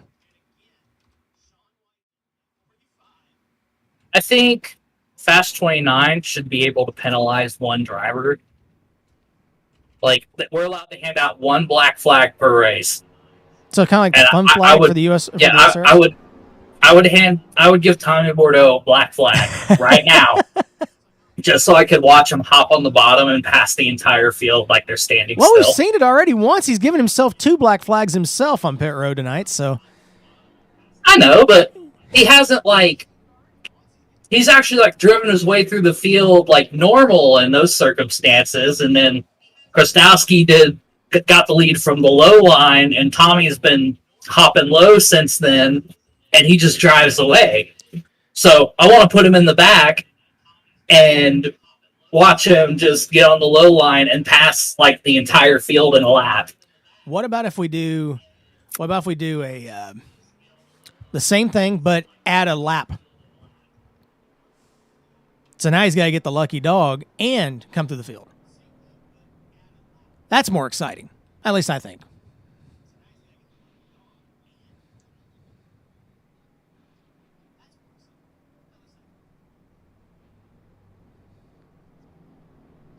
So Noah Joyce took over race control, and the comment that just came through the race control radio was probably the most inappropriate thing I've ever heard. Well, the way this evening's gone, nothing is surprising me at this point, really. Coming to green at lap 90. We're still not to triple digits, and it's past midnight on the East Coast. So those of you that are still up on the East Coast, we appreciate you sticking around. It has been an exciting race. Been a little bit of carnage, obviously, but definitely some great 2, 3, and sometimes 4 wide racing with the USORL Cup Series for this finale at Homestead. Ford EcoBoost 200 about to go back to green with Bordeaux and Dixon on the front row. Green flag in the air. Boy, Bordeaux checked that inside line up a little bit. Is this race actually sponsored by EcoBoost, or is it EcoBoost? Oh, this is EcoBoost.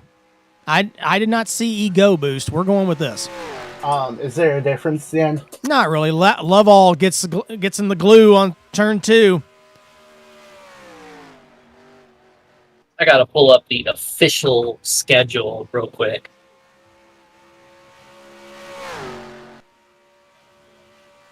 Bordeaux, Mallon, Hazard, Doe, Dixon, your top 5.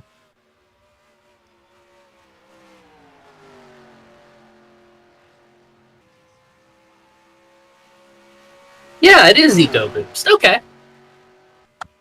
EGO? Yeah. Oh, well. I couldn't find that logo. No. ECO. Oh, it was EcoBoost. Okay, gotcha. EcoBoost. Okay. Good for the environment. It is. I don't know about EcoBoost. I don't think that's good for any environment. Oh, somebody's blowing up, and it's Darren Ingram. Blows up going into turn 1. There's the other OJR engine. If I'm Antonio Ruiz, I'm freaking scared right now. My goodness. Well, I mean, I'm going to be completely honest here. I don't know if that engine failure is actually related to any part in the engine with how much that car has been wrecked tonight. Pretty much had the death notice on it for a while, it looks like.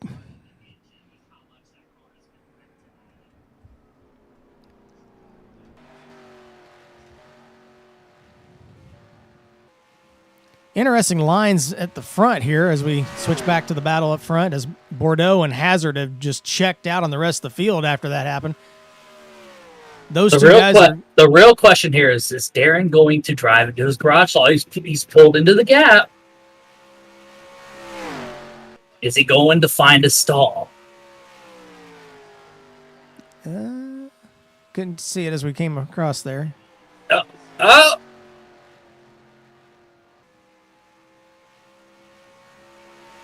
Yeah! Excellent job. Let's go! Ray Tustin warping a little bit off of turn 2. He has snuck up into 6th. Oh, Murata catches the apron off of turn 4 just a little bit. He's going to lose some momentum, and Dixon, Lovall, Harris, and Krastowski are all over him. I'm going to be real, guys. I missed when it looked like an underdog was going to win this race. Oh, there's still a chance. Still, the way this is gone, still got plenty of time on the board.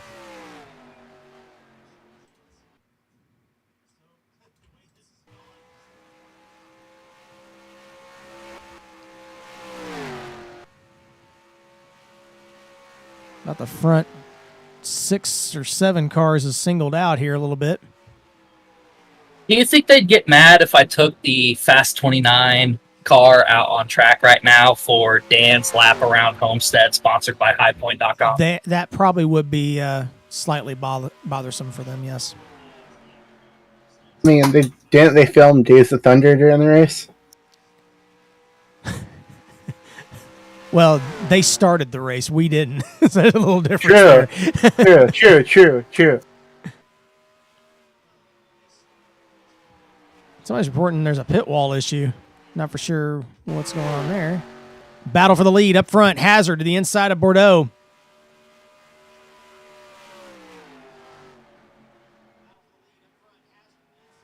Hazard takes the inside lane. Oh, he's going to go around Hazard! the champion. Oh, Trouble behind him, Marzak. Everybody's going to miss him.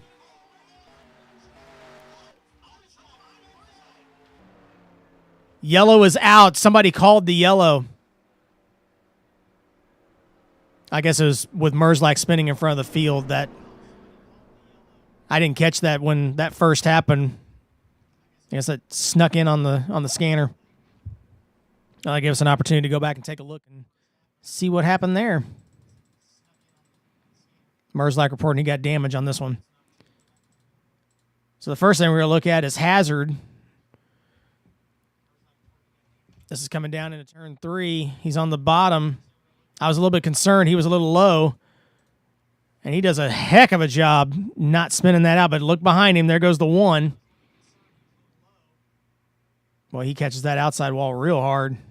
Lifts the right sides off. You can see Hazard trying to save it down the front straightaway and does a great job of doing so. The rest of the field sneaks to the inside.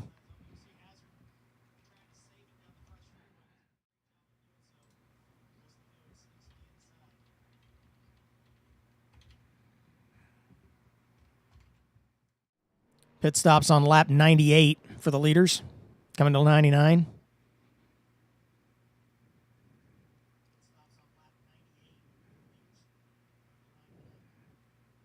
Huang Do just came on the radio and said, we have how many laps to go?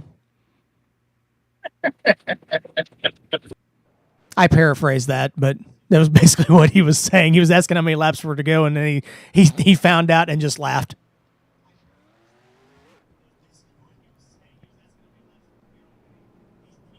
Bordeaux wins the race off pit road. Hazard second. Mallon third. Huang Do fourth. Jeff Dixon fifth. Huang Do with Noah Joyce dropping out. Huang should be our second place points finisher. Noah Joyce should be our third place finisher, if my math is correct. Coming to the choose cone. Bordeaux to the inside, Hazard to the outside. Even split through the top 6, 8, 10. Everybody evenly split here. Steven Merzlak ruined it. Did he? Boo, I didn't see boo it. that man. Boo him. Boo.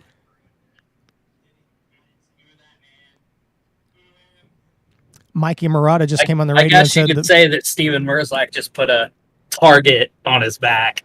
Okay, coming to green. Real quick, Mikey Murata came on the radio and said that for some reason the people in the grandstands are too small. Not for sure what that means, but we're going to roll with that. Oh, and Bordeaux just dropped, and now he's back. Green flag in the air, coming to lap 100. I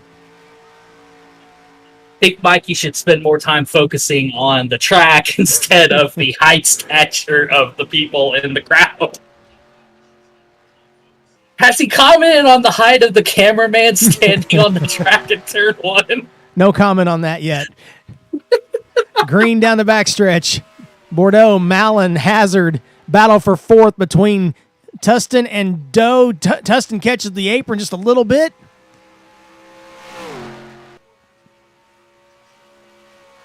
Dixon giving a push to Doe on the outside. Lovell trying to come to the middle, 3 wide. Tustin clears him. Hazard in the wall off turn 2, catches the wall glue. Backward he goes.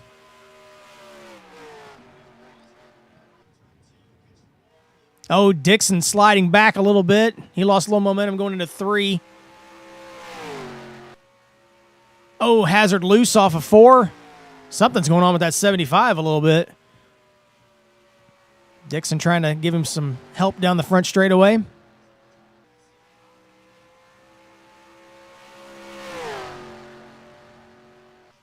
How about my man Ray Tustin running fourth? He's had some trouble, but here he is, top 5, late. Great run for him. Yeah, this run that Tustin's having shouldn't really be a surprise. He finished 3rd here back in Season 5. Last race with the Mars Company on his car. Partnership that's lasted since the USORL started. And he's going to Chevy next season. Absolutely no correlation to anything going on with Joe Gibbs Racing. Or None at Kyle all. Busch, None at all. the imminent sponsorship. Yeah, absolutely. Anything like that. It's this completely separate. Yeah. We like to separate fantasy from reality in this league. Yeah. We all know that Kyle Busch is just a fictional race car driver. Yeah, Ray Dan, is the real deal. Like this is the real. This is real racing. I got a question. Does Ray seem like the type of guy that would fire a Eric Jones fan, and then that said Eric Jones fan goes to a team that affiliates heavily with RCR? Yes. Oh, Henrietta spinning off turn 4, single car. Boy, she's been through a lot tonight. Yeah, she's definitely going to need some ice cream after this race. Don, I'd really like to answer your question with the most honest response I can, but honestly, there's just no Eric Jones fans that exist. Well, I think I can think of a few, but Your multiple personalities don't count. oh man, That was mean. I'm sorry. That was wrong. Right. Back to the action on the track. Rule number 1 of Fast 29 is you don't apologize when you insult someone. I created this network. How do I not know this rule? But noted. I got it now. I wrote it down. Might have installed that rule behind your back. Okay, that makes sense. I wasn't in a couple of the meetings, so understandable. I even missed my own meeting a couple times, like when I was by myself. Okay, carrying on. Oh, Merzlak pushing Hazard going into turn 1.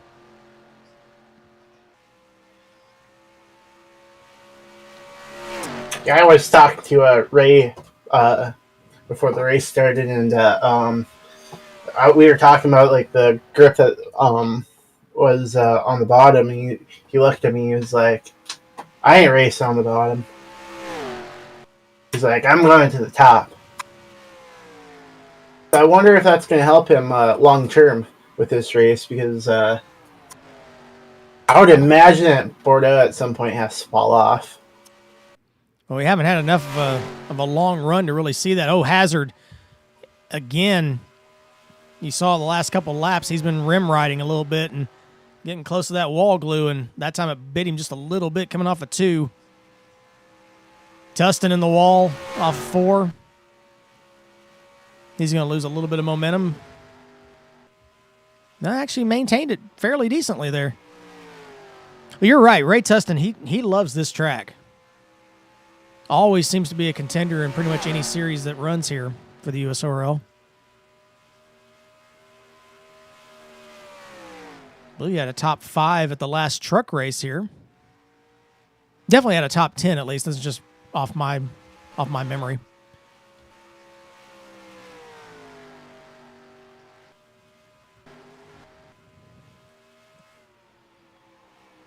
Mikey Murata coming to the inside of Tustin now. Merzlak coming up there as well. It's the battle for the 5th position. We're kind of singling out now. We'll see for how long, because the way this has been going, after a little bit, they catch a little seam and away they go. Merzlak to the inside. Somebody spun off the front stretch here. A lot of smoke. Didn't hear anybody on the radio complaining about that. Trying to see. Might have been Jesse Dalton, potentially. He's falling off the back of the pack. Oh, he is. Oh, Tommy slipped off turn 2. Up at the front. Here comes Huang Do. Yeah, Huang Do has been about 2 tenths faster each lap the last 3 laps. Huang to the lead. That flexible car. Oh man, he's driving like Eric Jones in that car. Do not know when this happened, but Henrietta Bordeaux and Sean Whitehill have retired from the race. Didn't notice that either. You're right. that may have been the smoke on the front shoes. Look, but let's not worry about it right now. Heck of a I battle for the will- lead. I will do some digging. Yeah, we'll have Dan take a look into that and see what he can find out. But Malin has taken the lead from Bordeaux. Doe to the inside of Bordeaux. Say that a few Ding times dong fast. to Melon Man in the lead. And here comes Huang to the back bumper of the Intel machine off turn 4. That's Oh my gosh. big crash, apparently. We'll find out later. Oh, it was a lap 108. Four Sean laps in. Whitehill broke loose on the bottom of the track.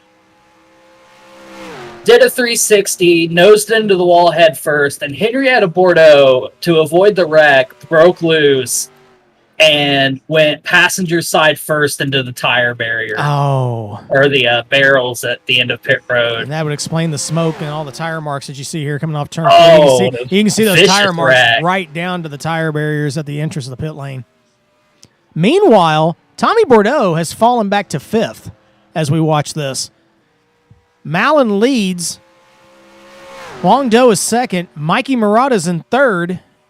Working on Doe for 2nd down the backstretch. And he's going to get it going into turn 3. And here comes Merzlak trying to take Merzlak. 3rd.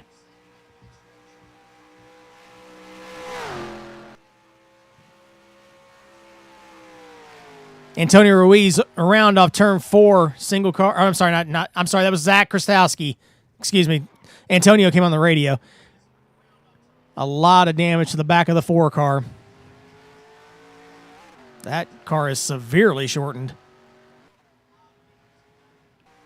Unfortunate. He had a great early run. Murata Here is digging comes- for Dale. He is coming. That Napa Chevy. That's a Chevy. That's a Dodge. Sorry. I tell you what, that Dodge was 2/10 faster than the watermelon up front. Merzlak, though, he's hunting. Look on the outside, the target ride. This is no longer a one-car race. I just heard something going into turn 3 that's interesting. We have, 18 laps to go, roughly? Is that right? Yeah, 18 laps to go. Tommy Bordeaux to pit road. That's what I'm talking about. I heard some clutching going into turn 3.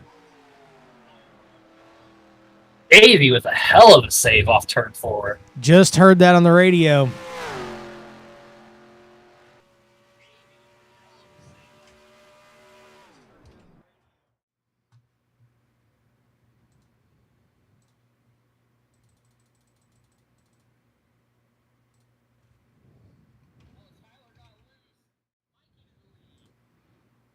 Taking a look at Davies' save real quick, coming off turn 4. Oh, wow.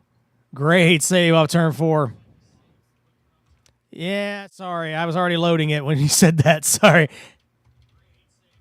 We'll get...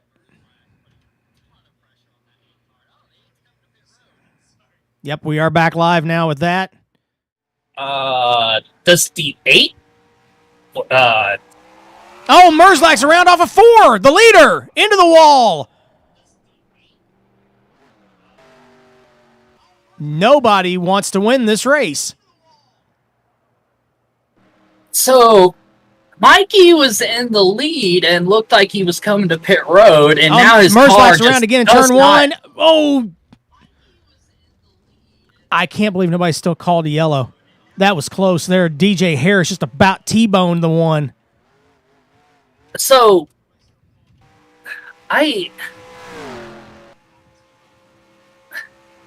So, Mikey had the lead and looked like he was coming to pit road. We think And he had a game then- crash is what happened.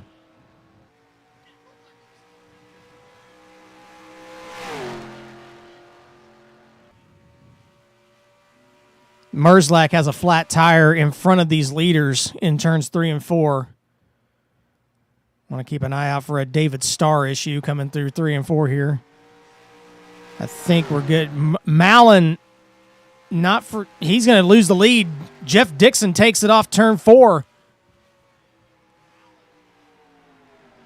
I think he's saving fuel is what he's doing right now, is what it looks like, as he checked up in a weird spot coming off turn 4. But he's coming back on Jeff Dixon off turn 2. All these fuel mileage races lately. We have had a ton of them here on Fast 29. I really wasn't expecting this one to turn into one. I don't know about Mellon and Dixon making it. Maybe Dixon, but I feel like Tyler's been a little too hard on his fuel. Well, he's definitely been clutching it the last 10 or so laps. I've been hearing it going into 3 especially. I don't know if it's going to be enough like you said, though. I like what Davey Hazard and Cal have all been doing. I feel like they've been doing it this entire run. I think they might be able to make it. We've got 12 laps to go, coming to 11. Here comes Tommy Bordeaux to the inside of Mallon for second.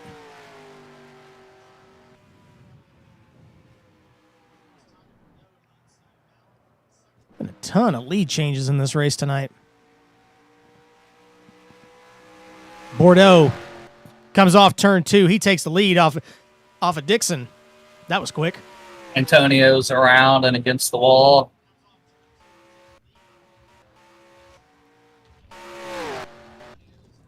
There he is. Off turn 2. He comes down. All clear.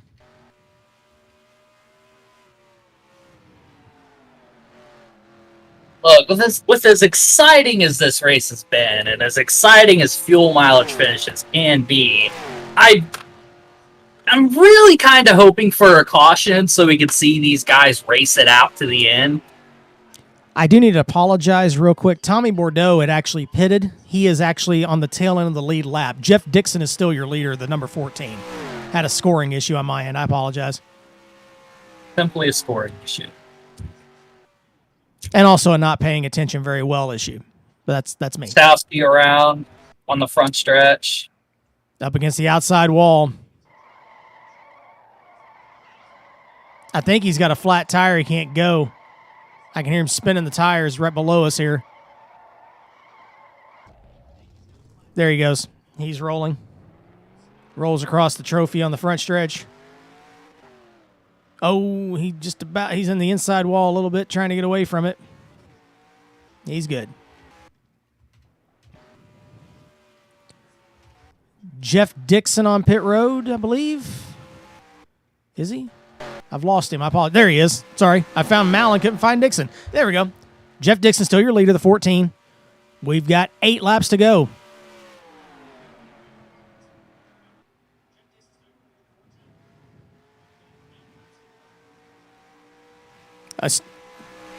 Up high in turn 4. Mallon almost spun, tried to avoid him. There's Krastowski against the wall. Ooh, not a good spot for this car to be sitting here. He just retired from the race. Tyler in the wall. Doe to the inside off turn 2. Here comes 3 wide going into turn 3, and that's Merzlak is 2 laps down, currently in 10th.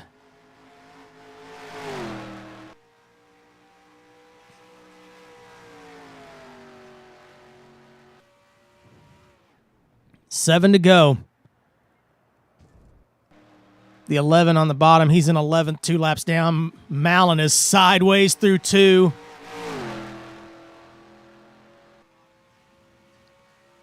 Well, these guys are fighting these cars now.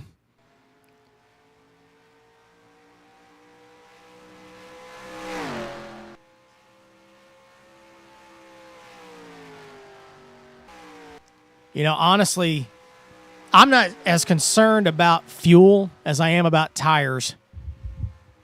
The only reason why I say that is because the way these guys have been slipping and sliding all night long, the more these tires get wore out, the more likely somebody's going to make a mistake and spin. Maybe not make a mistake, but the car is just not going to handle it.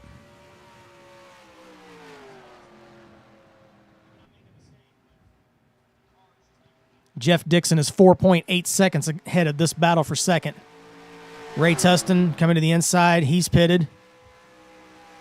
He's the first car 1 lap down. Here comes DJ Harris. That is a battle for 7th going by.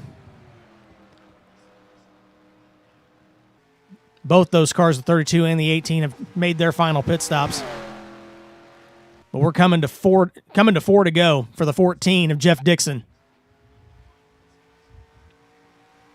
Al has saved so much that even if he can make it to the end, he's not going to win.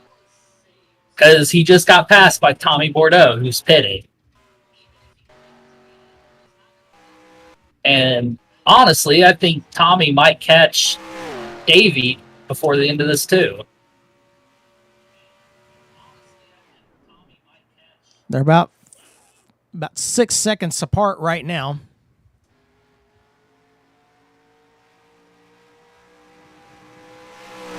Looks like Bordeaux's about a half a second to 0.7 of a second faster than the 75. It's a battle for fourth.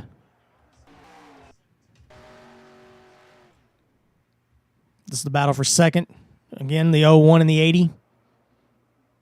This is about 7 seconds behind Jeff Dixon in the 14. Coming to 2 to go.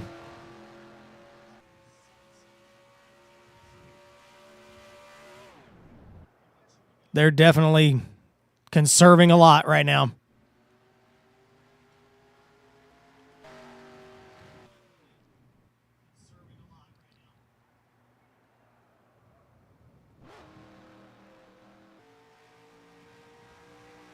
Off turn 2.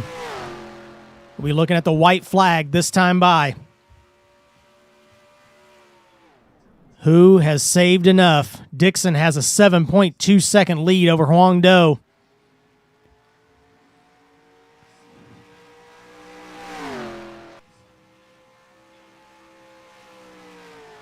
White flag in the air for Jeff Dixon. Did he save enough?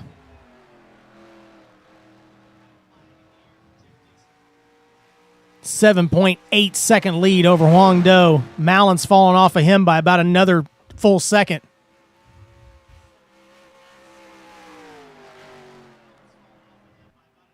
Here he comes. I think he can coast from here.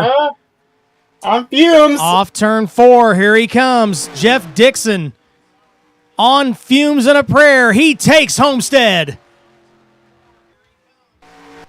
Battle for second. Huang Do comes off turn 4. He takes second in the championship. Tyler Mallon comes across the line. I think he may actually be out. He's in third. And Tommy gets Davey Tommy on gets the last Hazard. turn. Tommy got Davey at the line. Ray Tustin takes 6th. DJ Harris takes 7th. And Davey Hazard is out. So there is your Season 8 champion, Davey Hazard. And they're wrecking behind him, trying to give him a bump. He's out of gas. I don't know if he'll be able to make a burnout. That's a little unfortunate. But congratulations to the champion. I think Davey might pit here.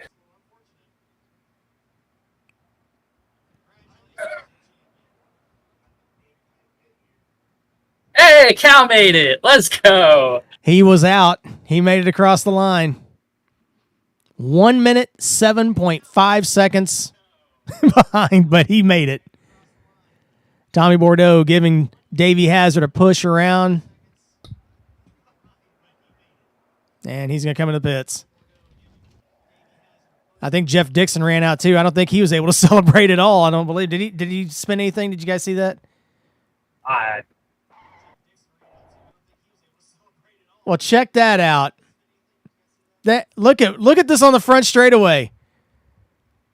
Flashing Season 8 champion Davey Hazard thing. That is pretty cool right there.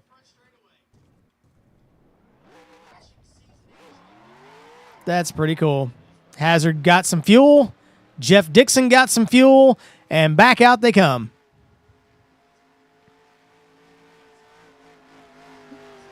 See if the race winner and the championship winner are going to do something cool here.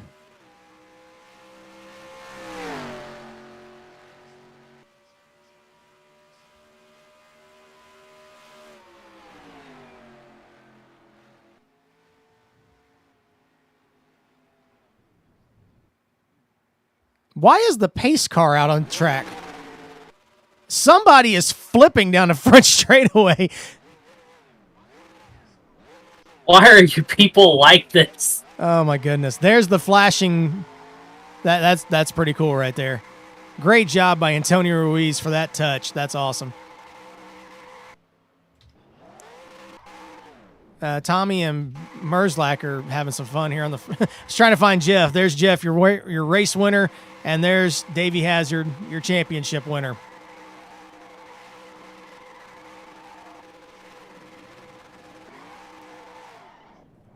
Congratulations to these two guys. Great.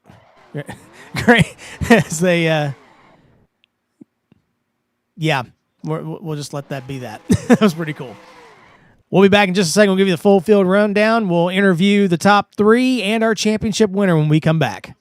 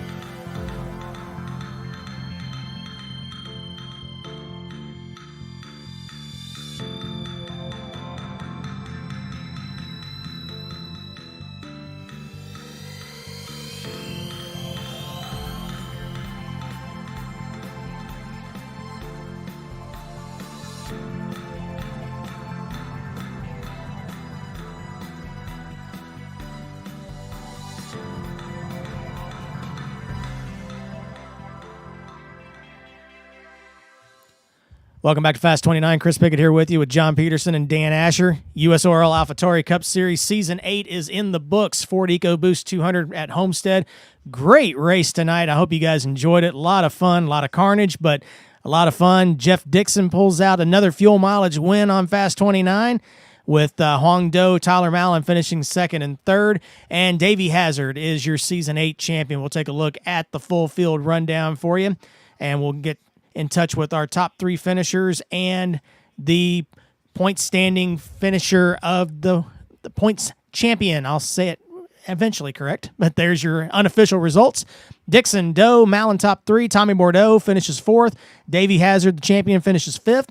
Tustin, Harris, Lovell, Dalton, and Merzlak, your top 10. All right, Dan, we'll see if we can get a hold. Obviously, our winner probably won't be able to actually speak to us, but do you have a quote from him by chance? Did anybody ask for a quote from him? Maybe not. Yeah, I had a feeling we. Of course we didn't. Why would we do something like that?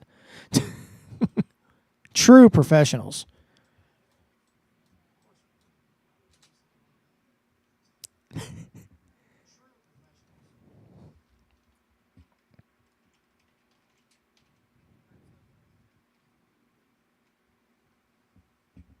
That sounds about right. That sounds about like his quote from the last time he talked to us. That's perfect.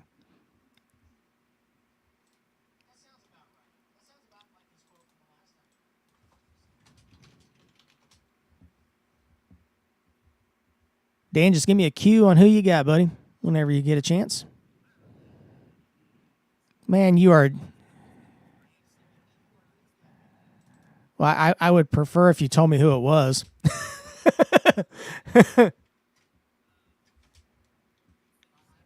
That'd be Huang Do. Yep.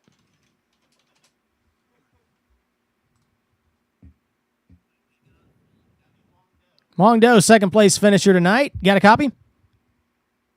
Hey, how was your run tonight? Another fuel mileage finish here on Fast 29. How was your run?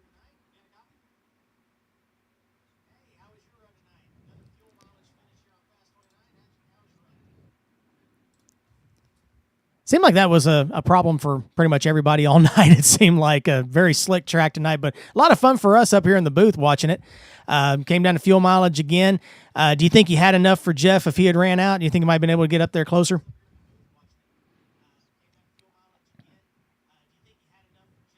I understand. Well, you got anybody you want to shout? Could be. No. What? Oh, Dan.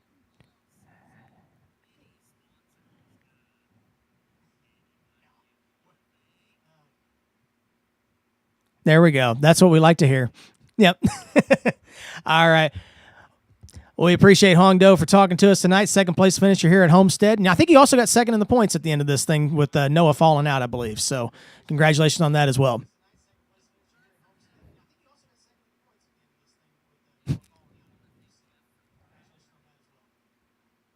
Excellent. That's our kind of guy right there. All right. Great talk, Juan. Congratulations on second place. I'm sure we will see you back in victory lane next season. I don't know about that. I have no doubts. I forgot how to English. Huang basically just said he's retiring. I'm basically just putting that out there. Silly season has begun. Yep. It's official. I said so. Goodness gracious. Hong Do, congratulations on second tonight, second in the points. We'll talk to you later. Appreciate it, man. Thank you. You know what's really great about that whole sequence? What? You know how Hong Do is a man of few words, correct? Yes. We've established that several times here on Fast 29. He was a man of no words because I had both you and him muted. So another great moment for me on Fast 29. So are you fucking kidding me, Chris? Goodness gracious, Dan, come on. There's children eating food in here. Will you chill? All right, third place finish. You got Tyler Milan by chance?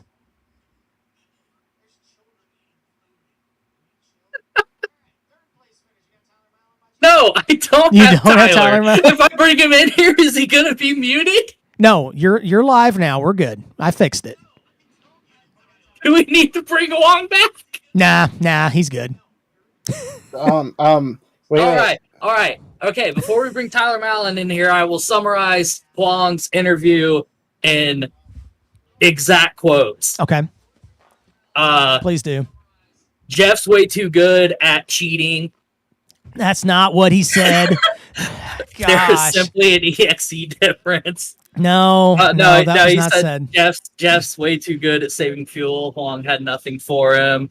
He wants to thank absolutely nobody, and especially wants to not thank Jeff for the ride this season.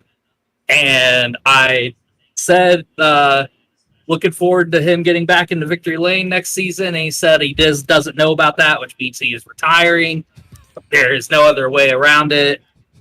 I mean, straight facts, no printer. Anyways.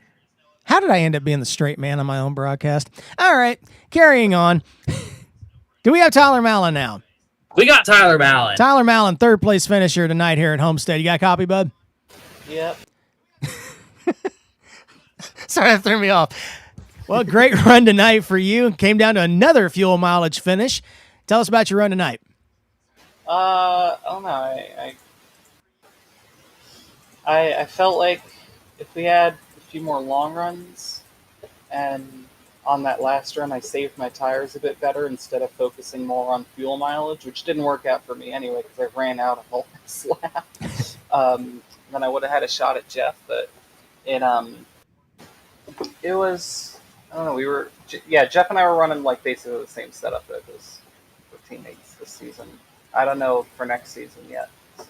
Yeah, so I'm gonna stir the pot because I'm the guy that stirs the pot.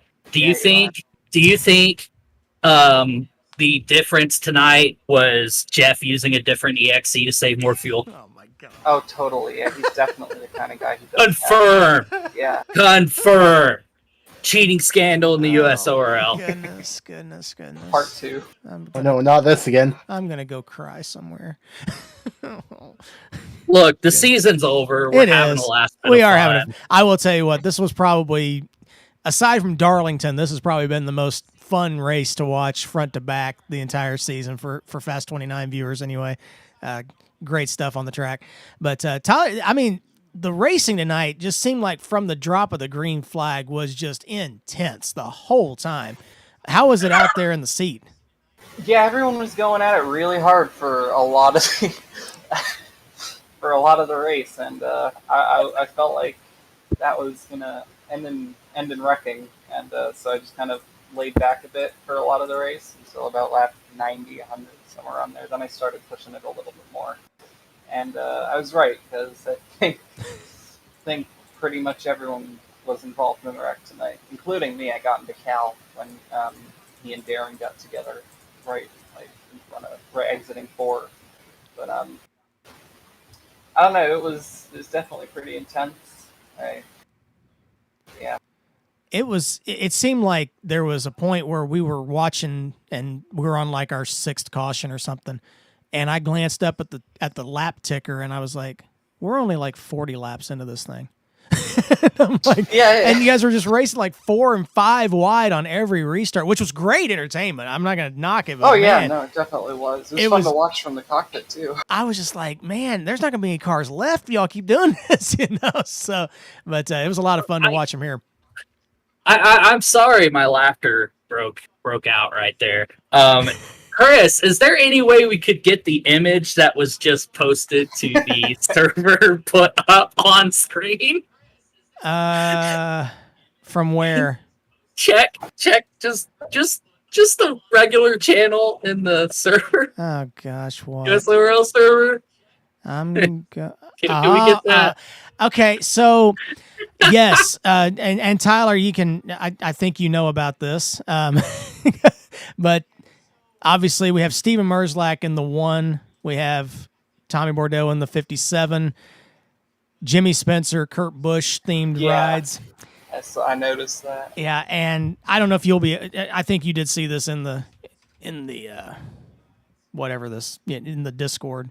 But we missed this happening on track because we were so focused on the celebration. Well, we did. I did catch a little bit of it. Merzlak did pile drive Bordeaux into turn 1, so I did catch that. Give me just a second, and I will have that loaded. I got to figure out where I'm gonna put it on this thing. Let's see. Just throw it up there. I'm trying to figure out how. Give me just a second. Let me make a new thing here. I mean, we are true professionals here. I mean, this is totally truest of totally on the fly. There you go. This is the aftermath of turn 1. There you go. Not the most, I don't have a frame around it or anything, but there you go. That's Tommy Bordeaux out of his car giving what for to Steven Merzlak. That's, yeah, brings back fond memories of 2002. That is classic right there. I got to tell you. Well done, whoever came up with that. That's amazing. Wow. That's great. All right. Well, Tyler, we appreciate you taking time tonight. You got anybody you want to give a shout out to after that? Sorry. We had to show that. Sorry. Jeff for being a good team owner this season. Why? Wow. We shared a lot of things, setups, race strategies, track driving tips. So he and I work really well together, I feel like, and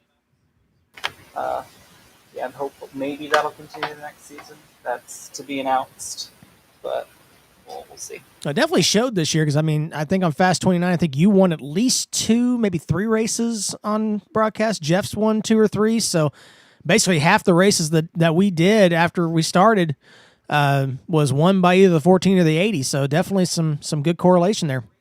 Yeah, definitely. So definitely looking forward to hopefully maybe that'll continue next season. We'll look forward to seeing that. All right. Definitely. Yeah.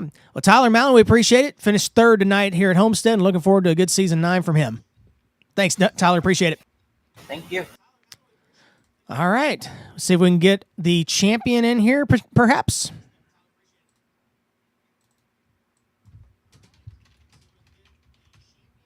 We have our champion. Davey Hazard, champion of Season 8 USORL AlphaTauri Cup Series. You got a copy? I got you guys. How's it going? Doing good, but I think you're doing a little better. Great. Yeah. Well, But before Chris starts his interview, I want Go ahead. I want to congratulate you on being the only person to successfully get loose and not wreck their car tonight. That's what I'm talking about, baby. That's what we're all about here. I had a couple of gnarly saves tonight. Yes, I always you do did. at this track.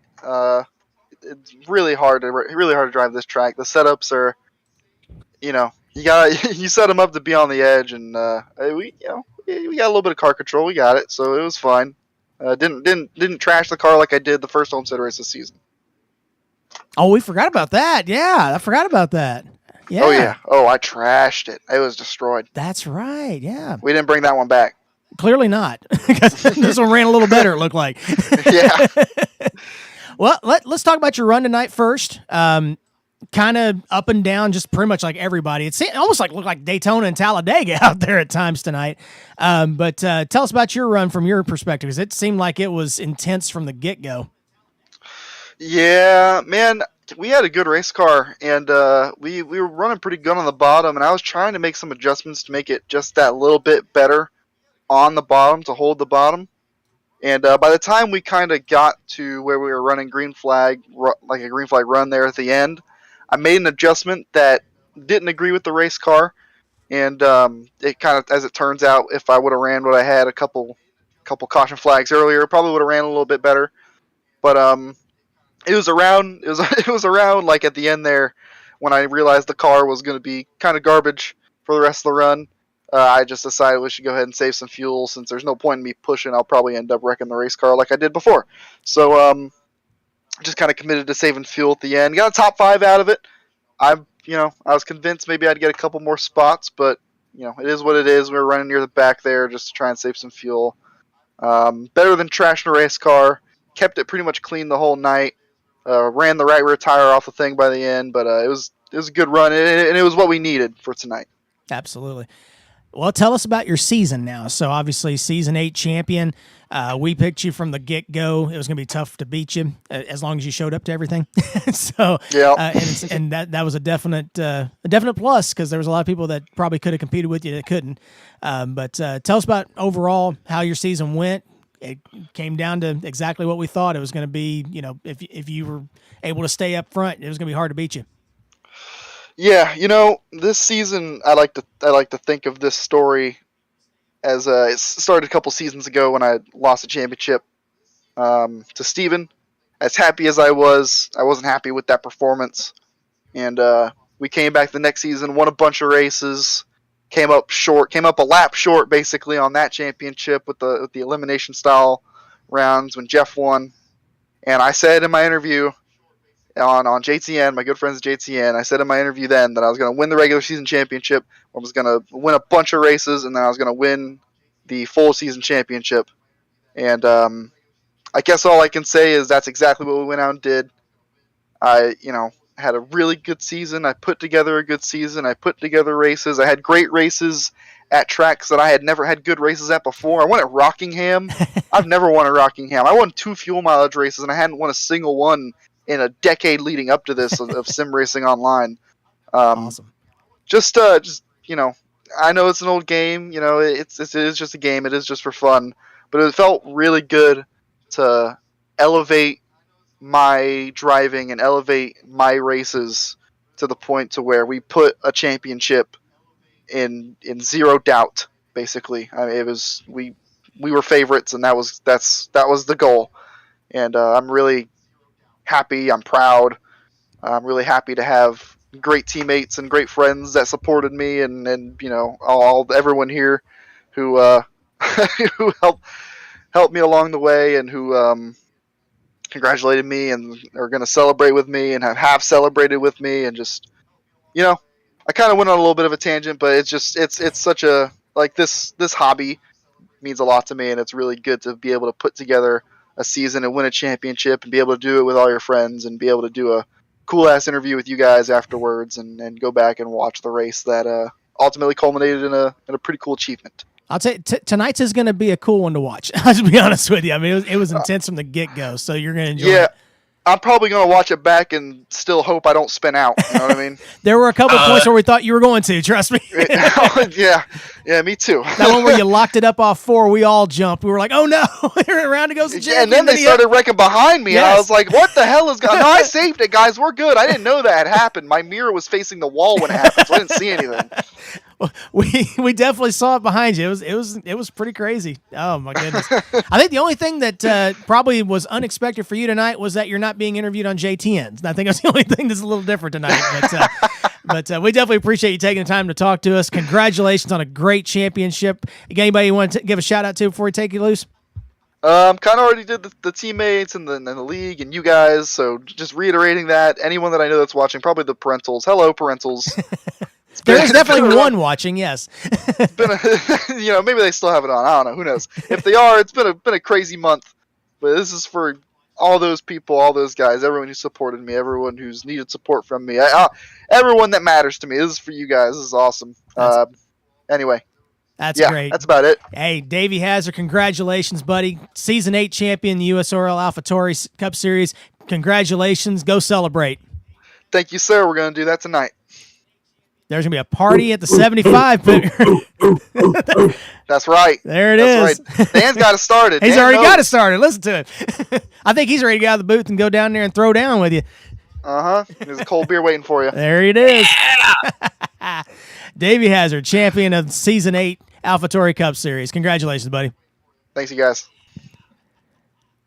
All right, so back here in the booth with you, Chris Pickett, Dan Asher, John Peterson, just kind of reflecting on a great season of Cup racing and USORL this year. We kind of came in late at Darlington and kind of picked up the last half of the season. Obviously, we kind of said our goodbyes on the last race, and this race was a little bit unexpected for us to pick up, but glad we were able to do it for you and bring this great race tonight. I'm glad we were able to because it was a great race front to back. A lot of carnage early, a lot of great 3 and 4 wide racing, culminating in a fuel mileage finish. So just anything you wanted was in this race tonight. So this was great stuff. So we are going to finish this broadcast tonight with obviously a few more shout outs like we did the last time. We got to thank JTN, obviously, right off the bat, Joe and the guys helping us get going on Fast 29 this season. A lot of help went into this, and obviously if you watch from Darlington on, you can kind of see the fruits of that labor.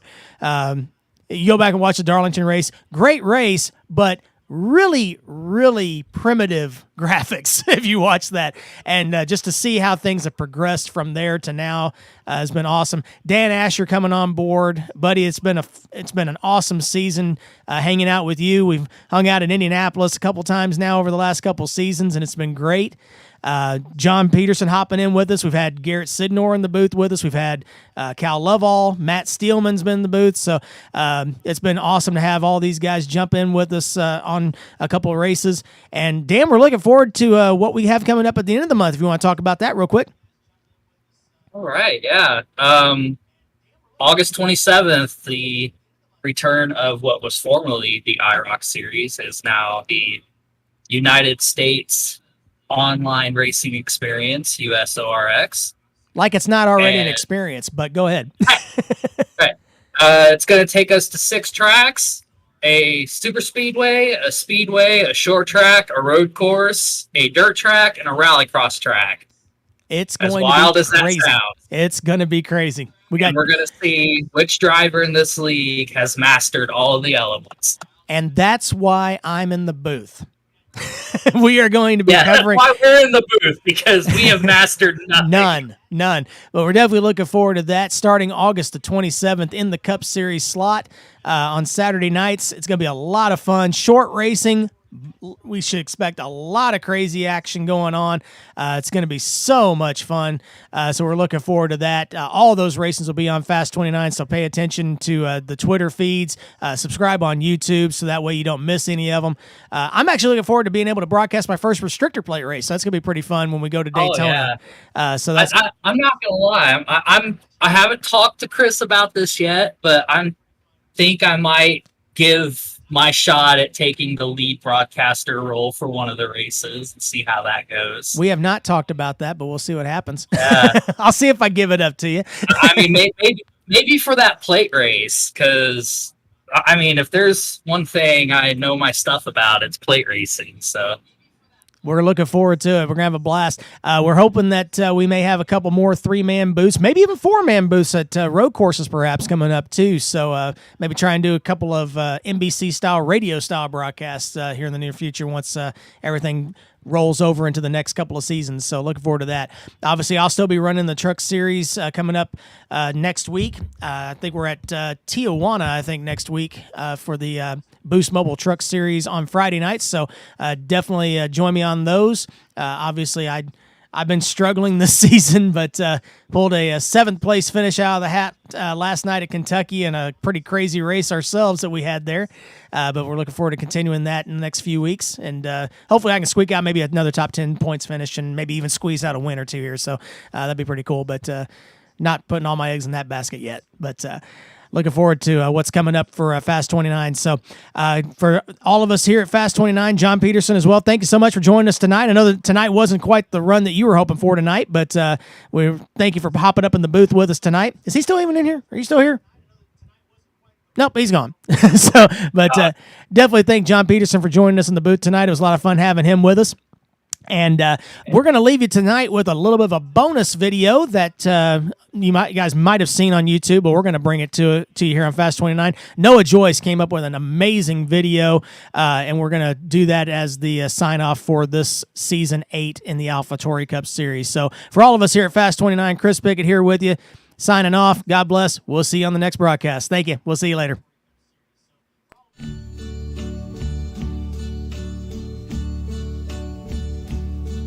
And now the end is near, and so I face the final curtain.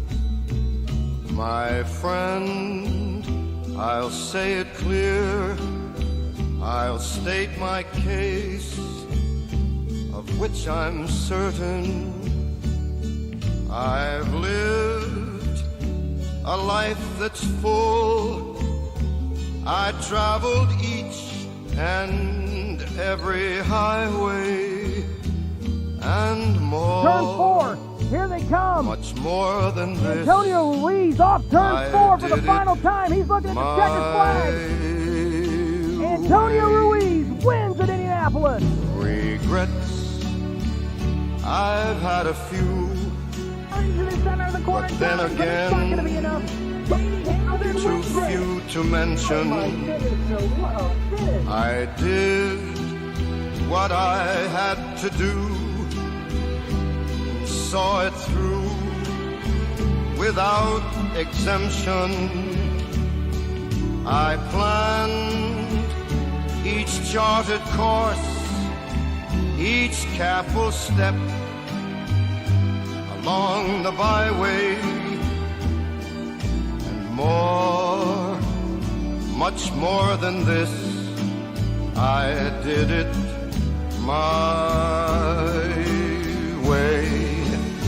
Yes, there were times, I'm sure you knew, when I bit off more than I could chew. But through it all, when there was doubt, I ate it up and spit it out. I faced it all, and I stood tall, and did it my way. I've loved, I've laughed and cried, I've had my fill, my share of losing, and now, as tears subside, I find it all so amusing to think I did all that, and may I say, not in a shy way, oh no, not me. I did it my way. For what is a man? What has he got? If not himself, then he has not to say the things he truly feels, and not the words of one who kneels. The record shows I took the blows and did it my way.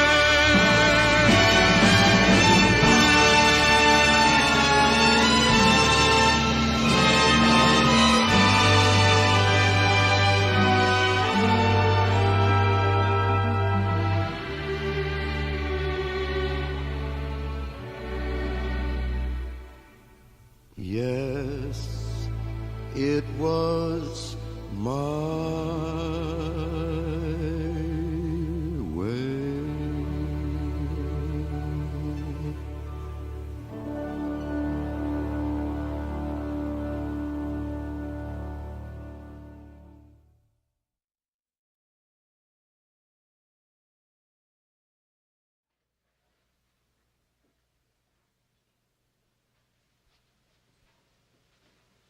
You're still here? It's over. Go home.